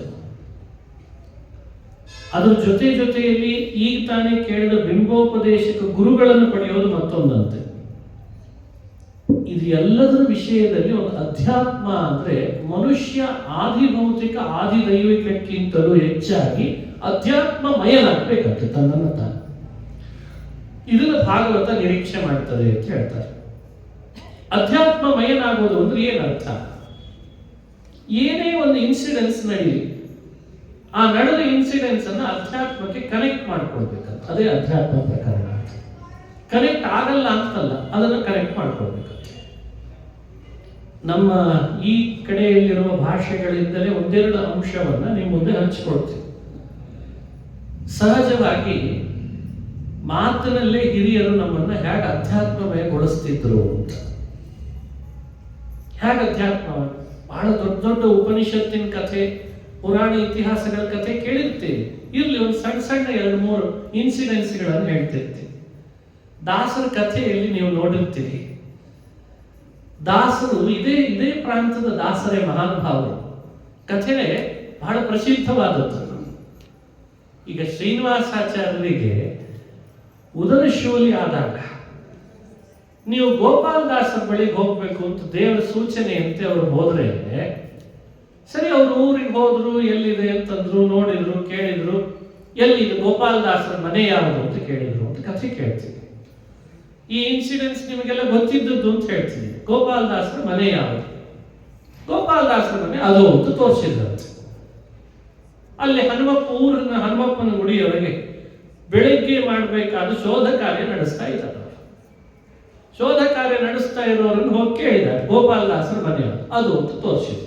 ಓಡಿ ಹೋದ್ರಂತೆ. ಗೋಪಾಲದಾಸರು ಇದಾರ ಅಂತ ಮನೆ ಒಳಗೆ ಕೇಳಿ, ಅಲ್ಲೇ ಹನುಮಪ್ಪನ ಗುಡಿಯಲ್ಲಿ ಕಸ ಹೊಡಿತಿದ್ರಲ್ಲ, ಇಲ್ಲಿ ಯಾಕೆ ಬಂದ್ರಿ ಅಂತ ಕೂಡಲೇ ಓಡಿ ಹೋದ್ರು. ಮತ್ತೆ ಅಯ್ಯೋ, ನೀವೇ ಗೋಪಾಲದಾಸರೇ, ಹೇಳಬಾರ್ದೆ ನನಗೆ? ಅಲ್ಲ, ನೀನು ಮನೆ ಕೇಳೋದಿಲ್ಲ, ಅದಕ್ಕೆ ತೋರಿಸ್ತೆ ಅಂತ. ಅಲ್ಲಿ ಮುಗಿತಾರೆ ಕತೆ. ಕೇಳಿದ್ದು ಮನೆ ತೋರಿಸಿದೆ, ನೀವು ಗೋಪಾಲದಾಸರು ಯಾರು ಅಂತ ಕೇಳಿಲ್ಲ ಅಂತಂದ್ರಂತೆ. ಈ ರಹಸ್ಯ ಏನಿದು ಅಂತ? ಇದೇನು? ವ್ಯಕ್ತಿಯನ್ನು ಆಟ ಆಡಿಸ್ಬೇಕು ಅಂತನ? ಆಟ ಆಡಿಸೋರಿಗೆ ಸಿಗೋದಿದೆ ಏನು? ಅವನನ್ನು ಬೇರೆ ದಾರಿ ಕಳಿಸ್ಬೇಕು ಅಂತನ? ಕಳಿಸಿ ಏನು? ದೇವರು ಪ್ರೇರಣೆ ಮಾಡಿ ಕಳಿಸಿದಾನೆ ನಿನಗೆ, ಅವನು ಅಂತ ಅದು ಅವ್ರಿಗೆ ಗೊತ್ತಿಲ್ಲವೇ? ಆದ್ರೆ ಇದು ನಮಗೆ ಟ್ರೈನಿಂಗ್ ಕೊಡ್ತದೆ. ಇದೇ ಅಧ್ಯಾತ್ಮ ಅಂದ್ರೆ. ನೀನ್ ಮನೆ ಕೇಳಿದ್ರೆ ಮನೆ ತೋರಿಸ್ತೇನೆ, ದೇವರನ್ನು ಕೇಳಿದ್ರೆ ದೇವರನ್ನು ತೋರಿಸ್ತೇನೆ ಅಂತಾರೆ. ಇಲ್ಲಿಂದ ನಮ್ಮ ಜೀವನ ಪ್ರಾರಂಭ ಆಗ್ತದೆ.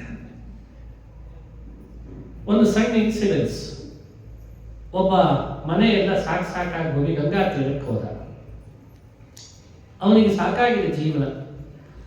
ಗಂಗೆಯಲ್ಲಿ ಒಬ್ಬ ಸಾಧು ದಡದಲ್ಲಿದ್ದಾನೆ. ಕೌಪಿನ ಹಾಕೊಂಡು ಸ್ನಾನ ಮಾಡ್ತಾನೆ, ಹೇಳ್ತಾನೆ, ಜಡೆ ಬೆಳೆಸಿದ್ದಾನೆ. 2 ದಿನ ಆಯ್ತು, 3 ದಿನ ಆಯ್ತು. ಇವ ನೋಡ್ತಾ ಕೂತಿದ್ದಾನೆ ದಡದಲ್ಲಿ. ದಿನಾ ಬರ್ತಾನೆ, ಸ್ನಾನ ಮಾಡ್ತಾನೆ, ಮಾತಾಡಿಸ್ತಾ ಇಲ್ಲ. ಕುತೂಹಲ ಆಗಿ ಈತನಿಗೆ ಆ ಸಾಧುವಿಗೆ ಮಾತಾಡಿಸೋಣ ಅಂತ ಅನಿಸ್ತು. ಸಾಧು ಇದು ಉತ್ತರದ ಕಥೆ. ಸಾಧು ಕೇಳ್ತಾನೆ, ಆ ಕಡೆ ಎಲ್ಲ ಮಹಾರಾಜ ಅಂತ ಕರೀತಾರೆ. ಮಹಾರಾಜ್ ಅಂತ ಹೇಳಿ ಪಾಪ ಈ ಕಡೆಯಿಂದ ಹೋದವನು, ದಕ್ಷಿಣ ಭಾರತದ ಕಡೆಯಿಂದ ಹೋದವನು ಅವನನ್ನು ಕೇಳಿದ, ಮಹಾರಾಜ್ ನಿಮ್ಮ ಹೆಸರೇನು ಅಂತ ಕೇಳಿದ. ಸಾಧು ಉತ್ತರ ಏನು ಕೊಡಬೇಕು? ಆತ ಹೇಳ್ದ, ಅವನು ಹಿಂದಿಯಲ್ಲಿ ಮಾತನಾಡಿದ. 2-3 ದಿನದಿಂದ ಈತ ಅವನು ನೋಡ್ತಾನೆ ಇದ್ದದಕ್ಕೆ ಅವನಂದ, ದೇಹದ ಹೆಸರು ಕೇಳ್ತಿದ್ದೀಯಾ ಆತ್ಮದ ಹೆಸರು ಕೇಳ್ತಿದ್ದೀಯಾ ಅಂತಂತೆ. ಇಲ್ಲಿದ ಅಧ್ಯಾತ್ಮ ಶುರು ಆಗ್ತದೆ ಮನುಷ್ಯನಿಗೆ. ನೀನ್ ದೇಹದ ಹೆಸರು ಕೇಳ್ತಿದ್ದೀಯಾ, ದೇಹದ ಹೆಸರು ತಗೊಂಡು ಏನ್ ಮಾಡ್ತೀಯ ಅಂತಂದ. ಇಲ್ಲ ನೀನು ಆತ್ಮದ ಹೆಸರು ಕೇಳ್ತಿದ್ದ, ಆತ್ಮನಿಗೆ ಹೆಸರೇ ಇಲ್ಲ ಅಂತ. ಎಷ್ಟೋ ಜನ್ಮಗಳಲ್ಲಿ ದೇಹ ಪಡ್ಕೊಂಡು ಆತ್ಮನಿಗೆ ಈ ಹೆಸರು ಅಂತ ಹೇಗೆ ಹೇಳಲಿಕ್ಕೆ ಸಾಧ್ಯ? ಹಾಗಾಗಿ ಆತ್ಮನಿಗೆ ಹೆಸರೇ ಇಲ್ಲ. ನೋಡಿ, ಇದು ಒಬ್ಬ ಸಾಧು, ಒಬ್ಬ ವ್ಯಕ್ತಿ ಸಾಮಾನ್ಯನನ್ನ ತನ್ನ ಒಳಗಡೆ ಇಳಿಸ್ಕೊಳ್ಳಿಕ್ಕೆ, ಅಧ್ಯಾತ್ಮದ ದಾರಿಯಲ್ಲಿ ಕರೆಸ್ಕೊಳ್ಳಿಕ್ಕೆ ಮಾತುಗಳಿಂದ ಅವನು ಹೇಗೆ ಬದಲಾವಣೆ ಮಾಡ್ತಾನೆ. ಈ ಪ್ರಾಂತದಲ್ಲಿ ನಡೆದ ಮತ್ತೊಂದು ಸಣ್ಣ ಇನ್ಸಿಡೆನ್ಸ್ ಹೇಳಿ ಮುಗಿಸ್ತೇನೆ.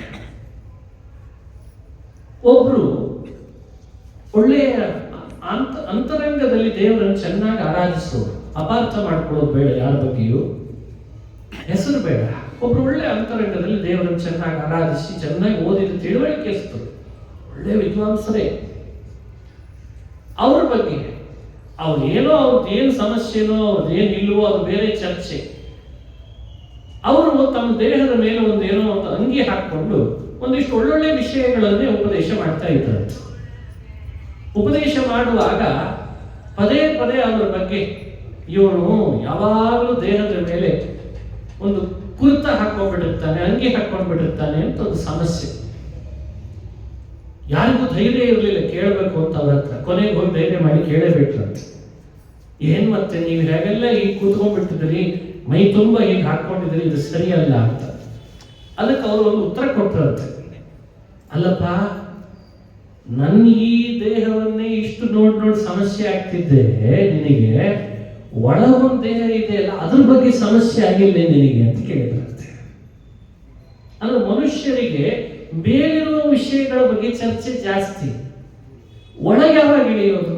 ಈ ಅಂಗಿ ಸಮಸ್ಯೆ, ಈ ದೇಹ ಸಮಸ್ಯೆ ಅಂದ್ರೆ ಒಳಗೊಂದಿದೆಯಲ್ಲ, ಅಲ್ಲೊಂದು ಲಿಂಗ ದೇಹ ಇದೆ, ಅನಿರುದ್ಧ ದೇಹ ಇದೆ, ತನು ಚತುಷ್ಟಯದೊಳಗೆ ಜಗನ್ನಾಥದಾಸರು ಹೇಳಿವೆ 4 ದೇಹಗಳಿವೆ.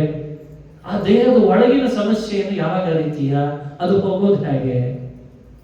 ಹೀಗೊಂದು ಚರ್ಚೆ, ಈಗೊಂದು ಪ್ರಶ್ನೆ ಮಾಡಿದ್ರು. ಇಂಥ ಎಷ್ಟೋ ಇನ್ಸಿಡೆನ್ಸ್ಗಳು ಮನುಷ್ಯನ ಬದುಕಿ, ಇಂಥ ಮಾತು ಕೇಳೋದೇ ಕಡಿಮೆ ಆಗಿದೆ ಇವತ್ತು ನಾವೆಲ್ಲ. ಅದೇ ಸಮಸ್ಯೆ. ಮನೆಯೊಳಗೆ ಗಂಭೀರವಾಗಿ ಅರ್ಥಗರ್ಭಿತವಾಗಿ ವ್ಯಂಗ್ಯೋಕ್ತಿಗಳಿಂದಲೇನೆ ಅಥವಾ ಹಾಸ್ಯದಿಂದಲೋ ಮಾತುಗಳಲ್ಲೇ ಮನುಷ್ಯರನ್ನ ತಿದ್ದುಪಡಿ ನಡೀತಿತ್ತು. ರಸಭರಿತವಾದ ಮಾತು, ತಾತ್ವಿಕವಾದ ಮಾತು, ಅಂಥ ಮಾತನ್ನೇ ಕಳ್ಕೊಂಡ್ಬಿಟ್ಟಿದ್ದೇವೆ ನಾವೆಲ್ಲ. ಅಪಾರ್ಥ ಮಾಡೋದ್ರಲ್ಲಿ ಭಾರಿ ಪ್ರವೀಣರಾಗಿದ್ದೀವಿ. ಕಾಮೆಂಟ್ಸ್ ಹಾಕೋ ಚಟ ಮಾತ್ರ ನಮಗೆ ಬಿಡಲೇ ಇಲ್ಲ. ಇದು ಜಾಸ್ತಿ ಆಯ್ತು. ಅದ್ರ ಒಳಗೊಂದು ರಹಸ್ಯವನ್ನು ಕಳ್ಕೊಂಡು, ಇದನ್ನೇ ಅಧ್ಯಾತ್ಮ ಅಂತ ಕರೀತಾರೆ. ಆ ಒಳಗಿಳಿದು ವಿಷಯಗಳನ್ನು ಅನುಸಂಧಾನ ಮಾಡುವ ಆ ಪ್ರಕರಣ ಅಧ್ಯಾತ್ಮ ಪ್ರಕರಣ. ಇದಾದ್ಮೇಲೆ ಬರೋದೇ ಧರ್ಮೋಪದೇಶ ಪ್ರಕರಣ. 30 ಭಾಗವತ ಧರ್ಮಗಳು. ಆ ಧರ್ಮಗಳು ಯಾವುದು ಅಂತ ಮಾತ್ರ ನಿಮ್ಮ ಮುಂದೆ ಪರಿಚಯಿಸ್ತೇನೆ. ಅದರ ವಿಸ್ತಾರ, ಅದರ ಒಳಗಿರುವಂತಹ ಅನೇಕ ವಿಷಯಗಳನ್ನ ಮತ್ತೊಂದ್ಸಲಿ ನೋಡ್ಬೋದು. ಯಾಕಂದ್ರೆ ಇದು ಒಟ್ಟು 30 ಪ್ರಕರಣದಲ್ಲಿ ಏನ್ ಬಂದಿದೆ ನಮಗೋಸ್ಕರ ಅನ್ನೋದನ್ನ ಮುಖ್ಯಾಂಶದ ರೂಪದಲ್ಲಿ, ಈಗೆಲ್ಲ ವಾರ್ತೆಗಳ ಮುಖ್ಯಾಂಶಗಳು ಅಂತ ಹೇಳ್ತಿರ್ತಾರಲ್ಲ, ಹಾಗೆ ಮುಖ್ಯಾಂಶದ ರೂಪದಲ್ಲಿ ನಿಮ್ಮ ಜೊತೆಯಲ್ಲಿ ಒಂದಿಷ್ಟು ಹಂಚಿಕೊಂಡಿದ್ದೇನೆ ಅಂತ ಹೇಳ್ತಾ, ಮುಂದೆ ನಾಳೆ ಮತ್ತೆ ಯಾವ ಸಮಯ, ನಾಳೆ ಇದೇ ಸಮಯದಲ್ಲಿ ಭೇಟಿಯಾಗೋಣ. ಶ್ರೀಕೃಷ್ಣ ಅರ್ಪಣ.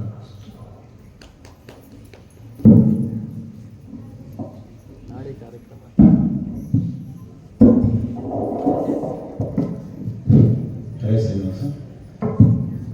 ನಾಳೆ ದಿನ ನಮ್ಮ ದೇವಸ್ಥಾನದ 33ನೇ ವಾರ್ಷಿಕೋತ್ಸವ